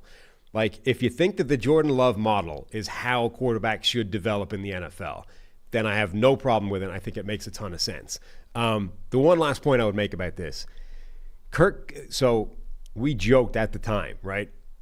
They've not only did they not get Aaron Rodgers a wide receiver that he wanted, they actually drafted his replacement. This is going to piss off Aaron Rodgers and motivate him to be the best version of himself that we joked about that, and it actually ended up becoming true. Kirk Cousins, I would imagine, is far closer to the Carson Wentz spectrum of mental makeup as a quarterback. I'm not sure you could find an NFL quarterback worse predisposed to do this to like whip the rug out from under his feet and say, hey, Kirk, you know that deal? We loved you. You're the guy. You're the face of the franchise. Well, we just drafted your replacement. Sorry about that. I wanted to bring up that point, too. I do think that that's, at the very minimum, a little bit risky. So, yeah, I imagine that they had all these conversations for a while here. So the two points that I mentioned, you mentioned Aaron Rodgers. I mentioned Brady in 2014 when Garoppolo was drafted. When you have the legit elite quarterback who gets offended by everything and turns it into good performance, I feel like you could piss them off a little bit. You could piss off Aaron Rodgers, and the result was 2 back-to-back MVPs. They pissed off Brady a little bit, and like I said, I think he went on the best run 5-year stretch quarterbacks ever had in NFL history, 5 or 6 year stretch. I do believe if you invest all this money in Kirk Cousins, you do have to weigh, hey, if we draft a QB at 8, are we going to maximize what Kirk Cousins brings to the table? I don't know. I mean, look, maybe he will take it personally, and it's not even that you work harder, but you just use it as a way to improve, however that is. I do think this has a chance to work the other way on Cousins. So even if you're saying, hey, we want to have this good plan in 2026, Penix takes over, if you don't maximize what Kirk Cousins is bringing to the table in 24 and 25, then it feels like maybe you spent too much for Cousins, and that the downside of being good in a good shape 3 years from now isn't worth it. So that side does need to be weighed. I don't know if Cousins is the best guy to bring competition into the QB room, which is different from my other angle, which is if you draft 2 guys in the same draft, you say, hey, here, fight for it. I don't care who wins. Right. Cousins is the starter right now, and he needs to be good. And he's really good. Right. You already know that he's good. You already know his baseline's good. You want to maximize what Cousins brings to the table. And I also think that's a different discussion to you didn't maximize the chances for Kirk Cousins to have success this year. Because that's another thing. Is like Cousins isn't Patrick Mahomes. You need to put the best team around him as humanly possible. And you passed up the chance to do that by drafting a quarterback. I think, number one, that offense is already pretty stacked, right? They've got weapons everywhere. They've got a really good offensive line. His side of the ball should be really good. What you really passed up the opportunity to do was to add an individual defensive player to the group. And I think, honestly, that moves the needle way less than A, you think it does, and B, getting an orderly succession plan for the next 10 years does. So the payout of hitting on the quarterback is astronomically higher than just finding another starter, even if he's very good. So the risk to me is not, we undermined Kirk Cousins' ability to win games this year because we didn't give him a defensive end. The risk is we undermined Kirk Cousins' ability to win this year because we might have just planted the seed in his brain that he's on borrowed time, and Kirk Cousins might not be the best human in the world to do that with. All right. Did we hit every angle on the Penix? Penix as a player, by the way, cannon for an arm. Love the way he throws the ball outside the numbers. One of the downside is we did see both of his tackles drafted in the first 2 rounds, his 3 receivers drafted in the first 3 rounds. Like, that was a loaded supporting cast at Washington. But I do think Penix probably won the Top Golf alpha test. I mean, that's why. And he's got really good tools. That's what it all comes down to. He just, seems like he's that chip on the shoulder type of guy that tends to work out for people. What this really is the Falcons had a mole in the Top Golf. Yes. Maybe in the staff. And they identified Penix is the guy. They knew who won. They know who won the alpha test. As for the rest of the Falcons draft, I thought it was all right. I mean, Brandon Dorlus, probably my favorite pick there. Really like that the defensive pick. lineman. And Braylon Trice. I think they're both good players for where they got him. Trice at 74, Dorlus at 109. I think Rook, Aurora at 35 was a little high. He felt more like a rotational defensive tackle for me. He does have very good athleticism, good get-off. He has potential, young football player. So there is something there. But we see a 67 pass rush grade, solid run defense grade. He's a disruptor, but I think he's got room to grow. He felt like a Trent Baalke pick, like a guy that's a better athlete than a player right now, and it's more of a project. And again, don't dislike him as a project, but at 35 overall, that just felt fair. Like Brandon Dorlus is a better player to me than Rook Aurora, and yet he was drafted 2 rounds later. Yeah. If they'd flipped the order, I would have been happier about it. But if you're okay with the sort of overdrafting with what seems to be a reach for him, then I think they offset passing up on an edge rusher in the first round to come back with their next 3 picks and add defensive linemen. That's not bad strategy. The last thing I'll say, I mean, all of my draft axioms, draft the best players, focus on positional value. You're not just drafting for this year. It feels like everybody that graded the Falcons horribly, besides being wildly surprised, or maybe not liking Penix, was just focused on this year and drafting for needs. And that's why they were last in the composite. And I think it's harsh. One more pick I would mention is Jace McClellan, the running back from Alabama, in the 6th round. So I've said this before, like we go do the running back rankings. I'll watch the top guys that I'm supposed to watch. I'll watch anybody where the grade suggests you should have a look at this guy because he's crazy. And then the last thing I do is I go and watch running backs from absurd powerhouse SEC schools, right? Who are Georgia sending to the NFL this year? Who are Alabama sending to the NFL this year? Because the chances are those guys are high-end recruits who are very good athletes. And let's see what they have. And Jace McClellan is somebody whose tape I liked a lot more than his grading, which isn't to say I'm right and the grading is wrong. I literally wrote in the notes like buyer beware because his grading is not good. But like he looked good on tape. He's a really good athlete. He gets skinny through gaps. He didn't have that many gaps that needed to get skinny at Alabama with the J.C. Lathams of the world paving the way for him. But he's got good burst speed, all those kinds of things. Like he could be a useful player for them. Is that it on the Falcons? I got one last thing, and this is going to be way too anecdotal. Okay. But the idea of overinvesting in quarterbacks and taking them. Remember that whole rumor, like Bill Polian said, I had a first-round grade on Tom Brady in 2000. Well, what if the Colts? This really is an example of like doing that. Right. Yeah. What if the Colts said, okay, we already have Peyton Manning, but we're going to draft Tom Brady just because he's the best player. And I'll say this. I mean, I think Brady's better than Manning over time in the NFL. He would not have beaten out Peyton Manning as the starting quarterback for the Indianapolis Colts. He just wouldn't have. So, but if the Colts had stuck to that strategy and, drafted the quarterback, they maybe would have won 4 or 5 Super Bowls because Tom Brady wasn't with the So draft the quarterback. I mean, what if the Saints may have been denied this, that they were trying to trade up for Penix, but what if your rival was going to get the Right. quarterback that you love, that you think is so great? Your rival was going to get them, and he's just sitting on your bench. Then you can't lose to him. Yeah, like this is really Just an as example. an example of, if you really believe in the player and the positional value that much. Right. You hear that all the time. I had this amazing grade on this quarterback, and then everyone always says, well, why wouldn't you draft him at that spot if you did, right? Well, this is an example of exactly that playing out. The Falcons apparently had an amazingly high grade on Michael Penix Jr., and when everyone else says that would be crazy, they selected him at 8 overall because of that grade. So from that perspective, it is doing the thing that everybody always says, well, why didn't you do that? They did it. The one last thing to wrap this up. Last thing. Just because we talked about this, and I didn't realize this before, you keep bringing up all the time the Cowboys selecting in the supplemental draft Steve Walsh after selecting Troy Aikman, number 1 overall. Crazy in town. his draft, right? What I didn't realize until the other day is that pick went on to be the number 1 pick in the subsequent draft. So effectively, they spent back-to-back number 1 overall picks weeks apart on 2 quarterbacks. Because Steve Walsh was a Jimmy Johnson quarterback at the University of Miami. Explain how that happened. So, right? So the supplemental draft is guys that come out after the main draft, and they get there's a before the season. So it's like a sort of mid, we've had the draft, the season's done, we'll have a supplemental draft, and you can draft these players. But the pick you spend on them becomes next year's corresponding round pick, right? And the order is determined by the last draft. So effectively, the Cowboys had the number 4 overall pick that year. So they were like, we'll spend a first-round pick on Steve Walsh. And then they went 1-15 with Steve Walsh being the only win, the one. And therefore, they had the number 1 pick in the next year's draft, except they didn't because they used that to draft Steve Walsh. Wow. And that pick, by the way, another former University of Miami Jimmy Johnson player probably would have been Cortez Kennedy.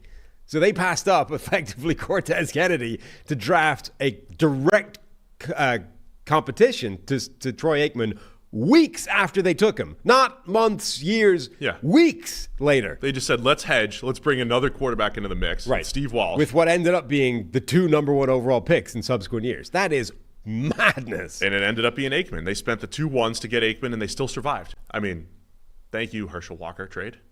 But that was a big part of it. But and what they got find back, their guy, right? They invested like crazy. Also, what they got back for flipping Steve Walsh later. Now, I haven't seen what that ended up being. There what is downside to, crazy investment in the quarterback position. There's the Panthers and Bryce Young. So we're on to the Panthers. They finished 30th in the composite and C from PFF, one that we didn't like as much. Xavier Legette's the first pick, wide receiver out of South Carolina at pick 32. They traded back into the first round to get Legette. First running back off the board went to Carolina. That's Jonathan Brooks from Texas. Trevin Wallace, the linebacker out of Kentucky. I think that's the pick that probably hurt the PFF grade the most. Trevor had him pretty low on the board. 4th round tight end Jatavian Sanders from Texas. And then 3 other day 3 picks for Carolina. 7 total picks for the Panthers. What were your thoughts on the Panthers draft here? I think I like their draft. So they mentioned specifically the 5th-year option when trading up for Xavier Legette, because this is one of those trades where they were picking 1 pick later, and evidently Buffalo probably wasn't picking Xavier Legette. So they appear to have identified Keon Coleman as their guy. So you literally traded up 1 spot and gave up. That wasn't an insignificant trade to get to do nothing. You didn't need to do that, except the difference between 32 and 33 is the 5th-year option. And they specifically reference that as a reason of doing that, which I'm not sure I don't know why you would do that necessarily, but okay. Xavier Legette, I think, is the receiver that made the most sense for Carolina. Once you get beyond those big 3 guys, I think this draft was relatively low on true X-receiver options, which is why Buffalo identifying Coleman is kind of interesting. But Xavier Legette, I think, was one of them. Now, might not be a complete X-receiver type in that he may end up being a relatively limited wide receiver, but in the same way DK Metcalf is, right? DK Metcalf is limited, but he's still devastating. It's still a problem to defend him. So Legette can be that guy, allows Thielen to stay in the slot, allows Deontay Johnson to stay as the Z and not have to deal with that kind of press coverage, and it's a really nice balanced receiving core now, actually, because of that. Jonathan Brooks in the 2nd round, I hadn't thought about Carolina as a landing spot for him, but it makes a lot of sense. He's a really good running back. I think a guy that has first-round tape who went in the second because he's coming off that injury. Jatavian Sanders in the fourth, I think, is a genuine steal. Crazy athlete, needs to learn a little bit of nuance in terms of route running and sort of how to maximize that athleticism instead of just relying on it. But given what they had as their tight end room in the fourth round, he could be their best player immediately. So, yeah, I think it was a solid draft. Yeah, I mean, I think when you lay it out like that, I mean, that's an intriguing group of playmakers. The knock on Leggett is fifth-year breakout at South Carolina. As you've mentioned, there's various reasons and circumstances for that, but there's not a great history of receivers breaking out that late. If you just scouted him last year and you look at the skill set, he's got good top speed, gets to top speed quickly, can create after the catch because of that, and he's got ball skills in contested situations. And you mentioned DK Metcalf. Dave Canales was with DK in Seattle. Has seen that skill set, has used that skill set before. And I think the way you laid out the receiving core, just moving everybody, taking a little bit of pressure off everybody else, off Deontay Johnson, off Adam Thielen, off Jonathan Mingo, a guy that probably shouldn't be a high-volume receiver, but does have the size and speed to threaten down the field. That's my wide receiver 4. I want my 4 to be a downfield threat. I like that. Jatavian Sanders is excellent after the catch, so I think he will have opportunities. And I love Jonathan Brooks as a running back. I think that's a first-round talent at running back, but coming off of not that I would take a running back in the first round just so I don't get fired. But Brooks, first-round type of talent at running back, who I just think is so good with just feel and running behind any type of blocking, any type of run concept, knows how to set up defenders, just knows how to pick up yards with the ball in his hands. I love Brooks. So I think I like the Panthers draft a little bit more. Again, I don't know if I would be the one. I don't know if I would want to be the one to take the chance on Leggett, but I get it. And I get that if you lean into the skill set that he has that is very good, that he could be a nice complementary piece to the rest of the Panthers receivers. Yeah, definitely. I really like him as a player as well. I think he's another one of those guys where I guess a bit like Keon Coleman in terms of there's some red flags in his profile, but they're explainable. Like they make some sense. If you just looked at the profile and said, all these spreadsheets would say this guy's a big stay away from, those guys don't pan out. You need to at least find out why he has that profile instead of just saying he has that profile, therefore can't work. Like he's dealt with some, serious personal trauma, losing parents, etc. Like he's been through some stuff, right? There's a reason that his profile looks the way it does. But if you just watch the tape, you see this insane speed, not quite Drake London type savant at the catch point, but pretty close. Like he's really, really good at that. You add those things together, and okay, he might not run the most nuanced route tree in the world, but what he does run is pretty impressive. I'm just proud of you for not mentioning that he was listed at 6'3". Thought about it. I thought about it and went, no. He was listed at 6'3" at one point, but he's really 6'1". 227, though. Big boy. Yeah. No, he's big and fast. Also, I didn't love the Trevin Wallace. He's what? Hilarious accent. Hilarious accent, yes. Fits in well. And he was one of those, like the pre-draft type, would he have 4 visits to the Panthers? Like they were not hiding the fact that they were invested in Leggett as a prospect. I didn't love Trevin Wallace, the third-round linebacker. Thought he just has, again, Trevor had him pretty low on the big board. He's got a lot of work to do in the run game. I think he just kind of runs around, doesn't exactly know what he's doing at the moment. Chow Smith-Wade, the cornerback out of Washington State, though, I think on the opposite end, 5th round, pretty good value for him as a cornerback. So, honestly, if you flip those 2 picks, it wouldn't be as bad for me. But that's about it. Nondescript. I didn't have strong takes on Jaden Crumedy from Mississippi State or Michael Barrett.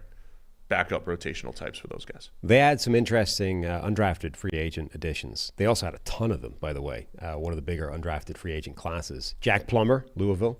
Jake Plummer's kid. Yep. Jalen Coker, Holy Cross. Steve Smith loves that guy. Like he thinks he's like the best route runner in the class or something. We'll get him in the mix. He might be stealing Mingo snaps. He was pretty interesting, like as a prospect. Definitely a guy that could absolutely stick. I mean, if Mingo just stinks, which year one suggests that's certainly a plausible outcome, Jalen Coker could easily steal a roster spot there. Anybody else that I thought was interesting from this group? No, those are the 2 obvious ones. Somebody's asking me if I misread the cap hit on Cousins. Did you misread it? You just providing yet more misinformation. No, I had it right. Okay. He's got a $25 million cap number and then a $40 million cap number the first 2 years. The cap hit is different. I don't think I said that. Anyway, I get no more use for the Panthers. Who's next? Saints? New Orleans Saints. Where were they? On the composite. We pulled this out here. I should have laminated this. It would have been better. Really Number should. 15 on the composite, but an A+ per PFF. The New Orleans Saints, 2 first-round caliber players with their first 2 picks. I think that's why we did really like this. And this is where they just get the grades are lower because they didn't have 3rd and 4th round picks.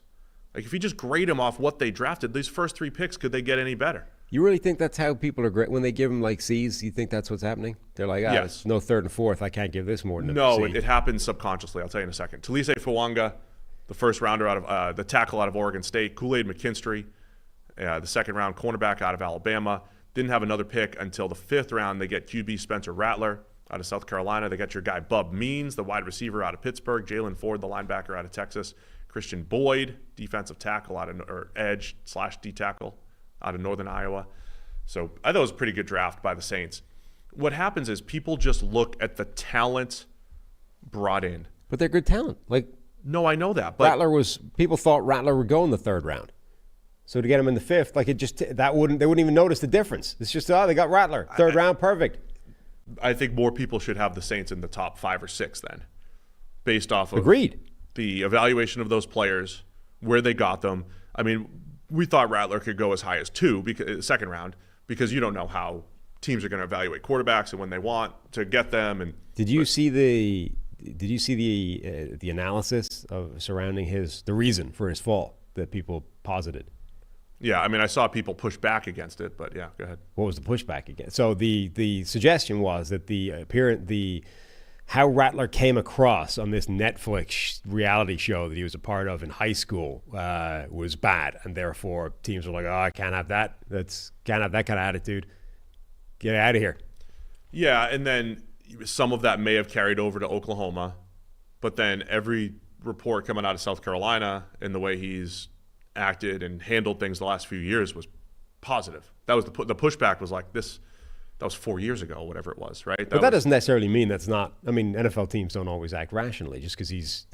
It's entirely plausible that seeing that put off NFL teams, even if he has subsequently matured and become a different player, different person. I'm torn on those two things, right? I'm empathetic to the player. Imagine if someone judged you off something you did or said or acted when you were 17, whether the camera was on or not. That would be horrible. And you would say the difference in me at 17 versus 20 versus 22, 23 was astronomically different. Right. On the other hand, I mean, I was around when I was coaching at Elite 11.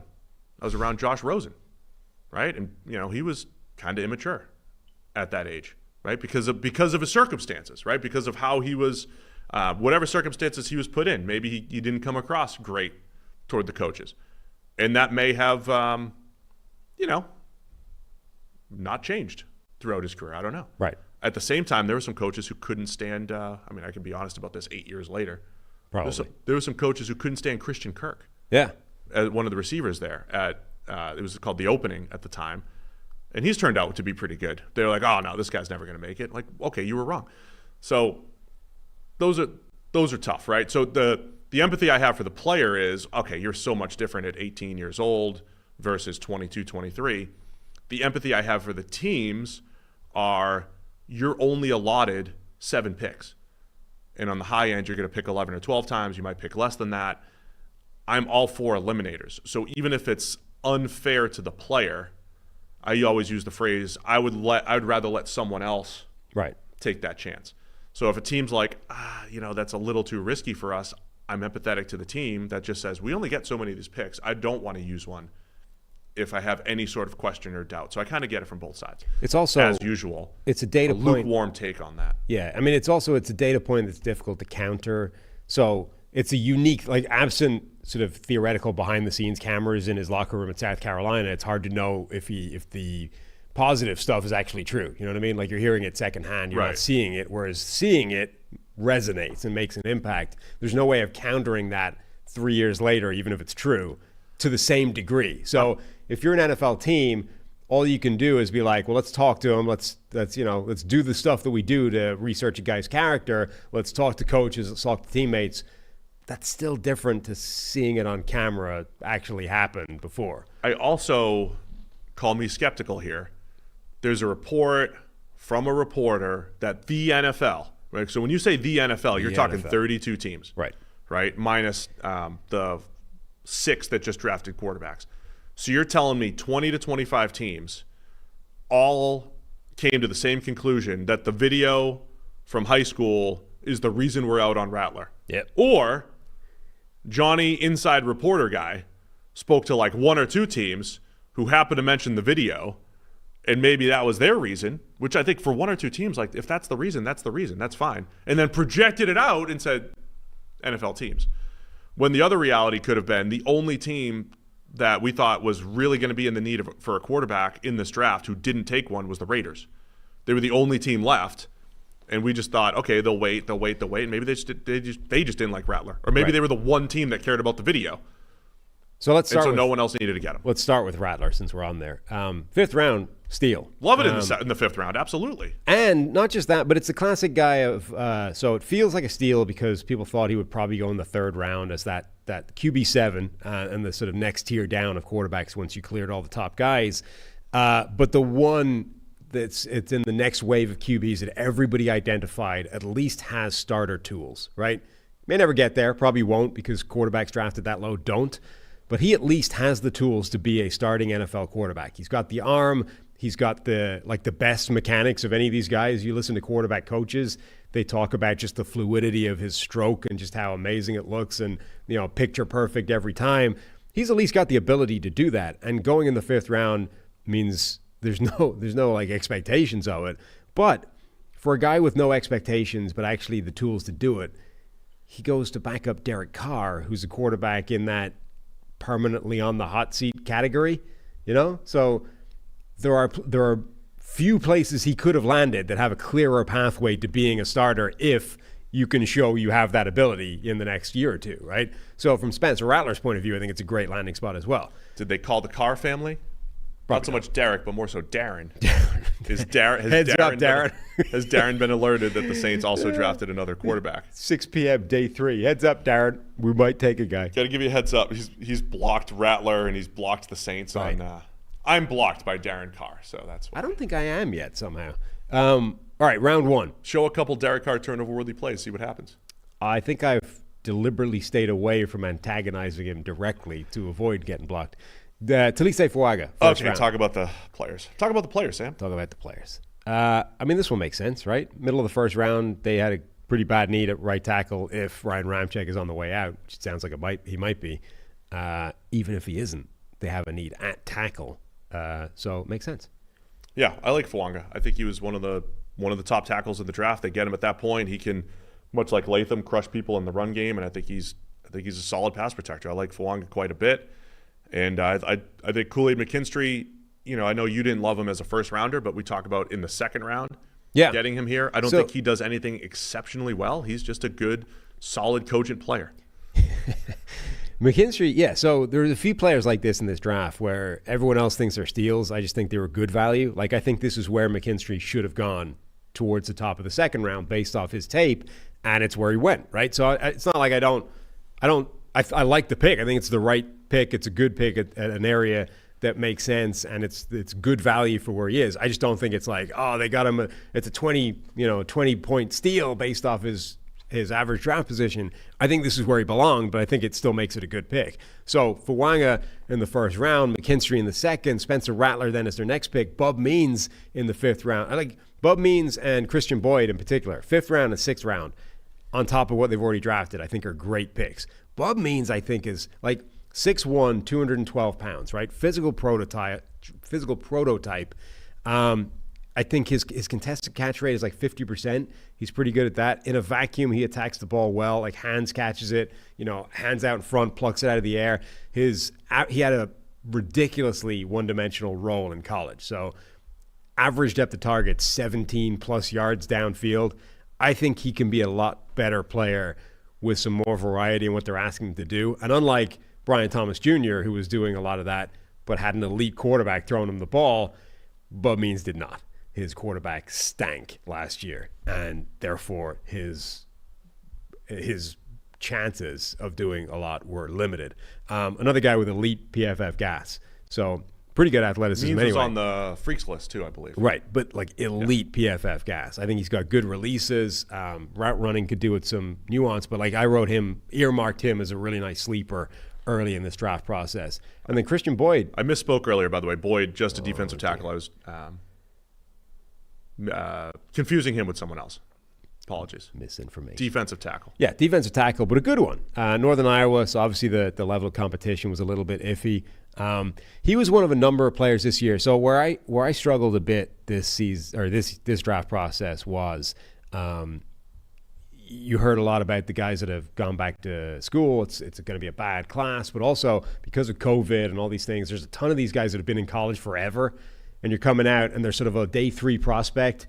And immediately in your brain, you're like, day 3 prospect, he's 24, he's been in college since the Clinton administration, he's probably not good, you know? But actually, this is just the reality of the world. Like, you're going to get more of these guys, right? And we need to kind of adjust what the normal benchmarks are for that kind of thing.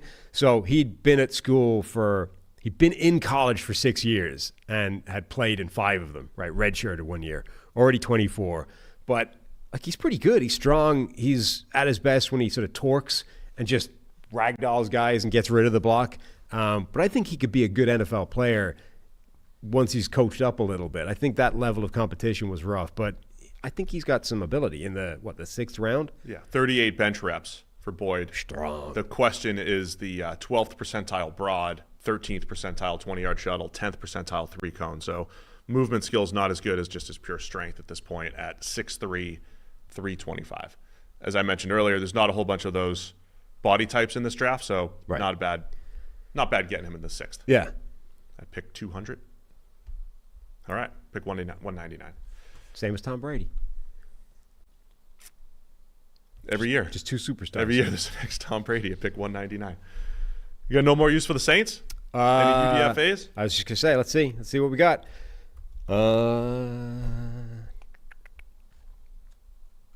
Nothing that jumps out, Steven. All right, great. Last team in the Souths, the Tampa Bay Bucks. The Bucks finished number 17 on the composite and with an A for PFF. Started off with tackle/guard/center Graham Barton from Duke. You got edge Chris Braswell from Alabama, safety Tyke Smith from Georgia, wide receiver Jalen McMillan from Washington, running back Bucky Irving from Oregon, got him in the 4th, plus a couple other players, Devin Culp, the tight end out of Washington. Athletic option for pick 246. What are your thoughts on the Bucks draft? Liked it. I thought it was pretty good. They were one of these teams that I think just got solid players all the way down the draft. Solid. Cogent. This is cogent draft strategy, Steve. I think they might want Barton to play center. Yeah. Reportedly here. A lot of teams had various thoughts on what to do with Graham Barton. Right. He was labeled as a 5 position player, which I always thought was a little bit crazy. I don't think he can play tackle in the NFL. But the good news is he goes to a team in Tampa Bay with needs on the offensive line, but not at tackle. They're set at left tackle. They're set at right tackle after last year. Their need is on the interior. So he could fit any of those spots, either guard spot or center. And yeah, center, it makes sense. I think that's where he should at least start with. But then even all the way down the draft, they just seem to get these solid players that don't necessarily blow you away, but are just good players that should help. I think Chris Braswell. Yeah, the first 5 players I think are all contributing. Yeah, absolutely. And all of them have, some things that would sort of, there are reasons why they got drafted where they are. But like Jalen McMillan, the 3rd wide receiver on that Washington offense, goes at 92 overall in the 3rd round. Like, that's how crazy that group was. Yeah. I asked this question before. How many NFL teams had a better trio of wide receivers last year than Washington? And it wasn't 0, right? That trio, it was definitely better than at least one NFL wide receiver room.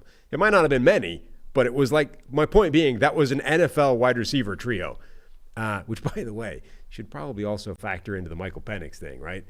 Yeah, and both of his tackles picked in the top 62 or so. Yeah, that guy had 3 wide receivers and 2 tackles drafted in the first 3 rounds of the draft. it's at least relevant to what he did. I'm torn on that because we've seen Joe Burrow, Tua, both be pretty good. Yeah. After years of maybe, like the USC quarterbacks may have been elevated. Like there's years of maybe you're too elevated by your guys. I mean, Joe Burrow thrown to 2 top 3 NFL receivers when he was in college, and that hasn't hurt him. No, I'm not saying it does. I'm just saying at the very minimum, it should be brought up somewhere in the discussion. Yeah. You know what I mean? Like that's fair. When the Falcons are having their conversations about Michael Penix Jr., if that never came up, it's an omission. You should at least, hey, somebody in the room, hey, these guys are pretty good around him. What do we think? And then talk it out, and then, okay, yeah, we're cool with it. But it should come up. You know what I mean? Yeah, I agree.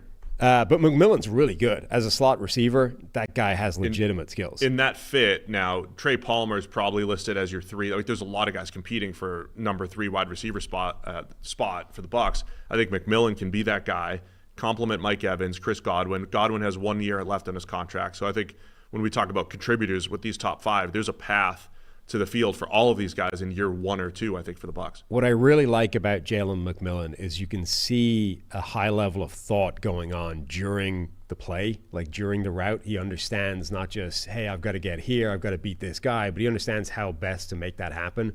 So the favorite thing he does is he's not the fastest guy in the world.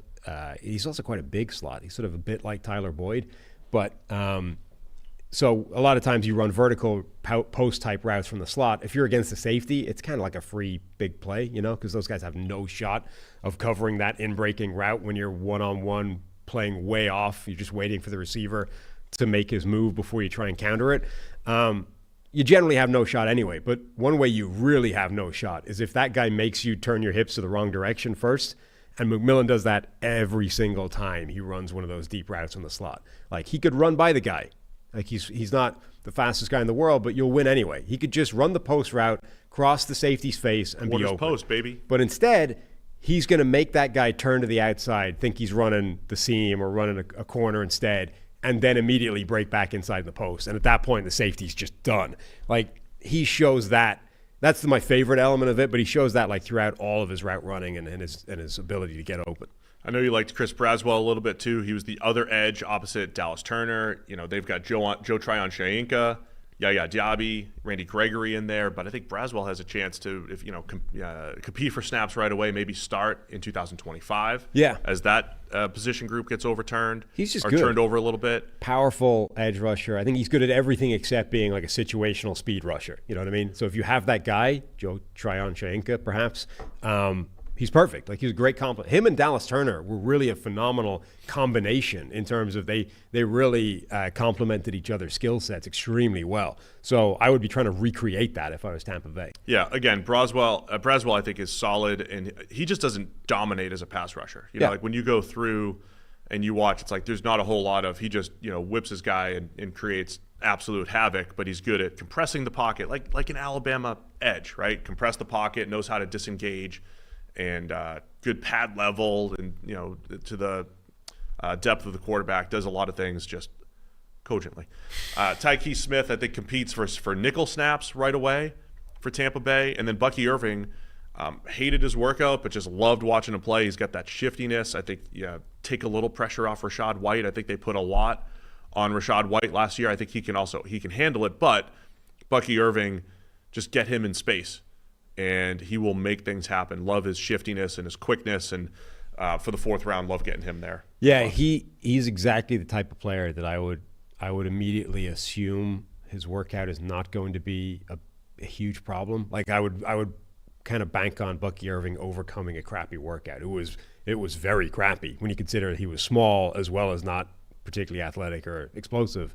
Concerning, but the way he plays the game is the type of player that gets by regardless. So, and again, where they drafted him is good value. All right, man. Is that it for the Bucs? Yes. Let's just check the undrafted free agent list. No, nobody want to talk about that. That's it. We got no more use for the Bucs. The South is done. Did we forget any teams here today? We remember the Titans? Hopefully not. Yeah. I think we got everybody.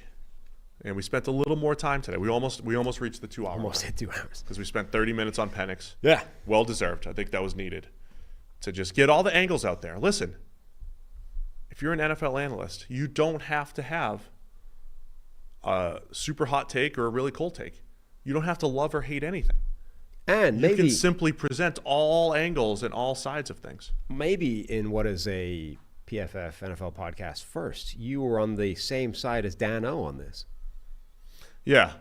What we theorized was he assigned to that side? Hey, Dan, why don't you fight for the quarterbacks? That's what you do.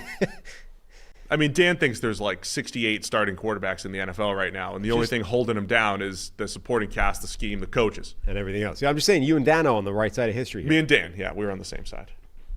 I heard Mina disagreed with us, and somebody suggested we should talk it out. Yeah, I was DMing her a little bit yesterday. She walked it back a little bit. She's a Washington fan now. Yes. When she initially responded to Dano on the television, she kind of ripped into it. It was like it's incoherent thinking and it doesn't make any sense, and she couldn't even understand what they were trying to do.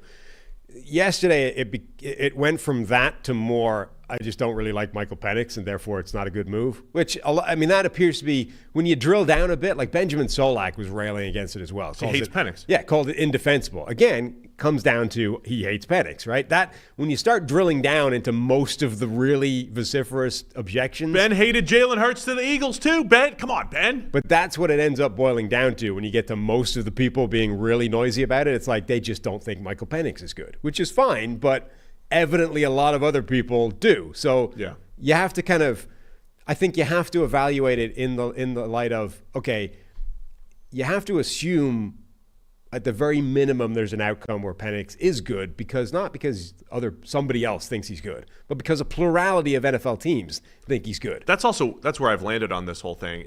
I've focused more on the process of it. I think process-wise, it's fine. I also came around full circle, and I've actually been in pretty much the same spot all the way along, which is I don't think I would do it, but I don't hate it. Yeah. Similar. I don't know if I would have been bold enough to do it. Now, my opinion does change if this idea of it's a one-year thing, Cousins is only here for a year, and then we could put in Penix. I think that's bad. I don't think that's good process. That would probably not work. Right. I don't think that's good process. Not necessarily for the Penix part, but for handing Cousins that contract, I think would be dumb. Yeah, Cousins' dead cap, I will correct it. His dead cap after 2025 is $65 million. After 26, it's $25 million, but you're saving $32.5 million. Right. So you would be spending, 30-something million on your quarterback in 2026, which is below where most of the league would be. Yeah. So you're not getting the full benefit of the rookie contract quarterback. If it's 2 years and that's the plan, and I have no problem with that as a concept. If it's 1 year, I think that's bad process. And I think if your opinion on it is I hate the move because I think Penix sucks, fine, but that's your argument. And it doesn't mean it's indefensible, because the defense to that, the counter to that is, well, you're wrong. That's what it comes down to. I think it's indefensible because I think Penix isn't good. Well, okay, but a room full of Falcons staffers think he is and think you're wrong. That's the counter to that. It's just he said, she said. It's an argument. That's the argument. So if you're going to criticize it, your opinion should at least be from a process standpoint, not I think they've misevaluated the player. That's why I'm where I'm at, because I like the process, and I have learned not to have super strong takes on quarterbacks. Yeah. I know that for a fact because I tweeted about Keon Coleman today, and I have a whole bunch of Bills fans trying to say, you were the guy that was saying Josh Allen was a guaranteed bust. I'm like, find me the tweet. Find me the piece of evidence that where I said Josh Allen would be a bust. If you searched, because I was super careful to avoid doing that. If you searched the Josh Allen and bust, you would find a boom or ahead of it. Right. We said boom or bust for Josh Allen quite a bit. Like this comes back every year, right? Because it's the draft, you guys, whatever. Somebody every now and again, somebody will tweet the video where we talked in the old studio in the tiny little room with the table sitting next to each other. IKEA quarterback. We talked about Josh Allen and described him as an IKEA quarterback, which is the metaphor was there is a complete box of elite quarterback tools in there, but somebody's going to need to figure out how they all go together, and the instructions have been thrown away, right? The instructions also could be in Swedish. The point being, they did it. They put the pieces together. They created the elite quarterback. They nailed it. Now, take Justified. Right. The take was perfect. The chances of some guy being able to throw a box of IKEA bits on the floor and put it together absent of instructions are very low. But it can happen. It's possible. All the pieces are there. The Bills did it. They nailed it. They put together the IKEA quarterback. We were right. Nailed it. Fade to black. All right. We're going to be back here tomorrow. We got 3/4 of the way. We're through the league right now. Tomorrow's the Wests. Thanks to everybody for tuning in. We'll see you again tomorrow with more PFF NFL Podcast.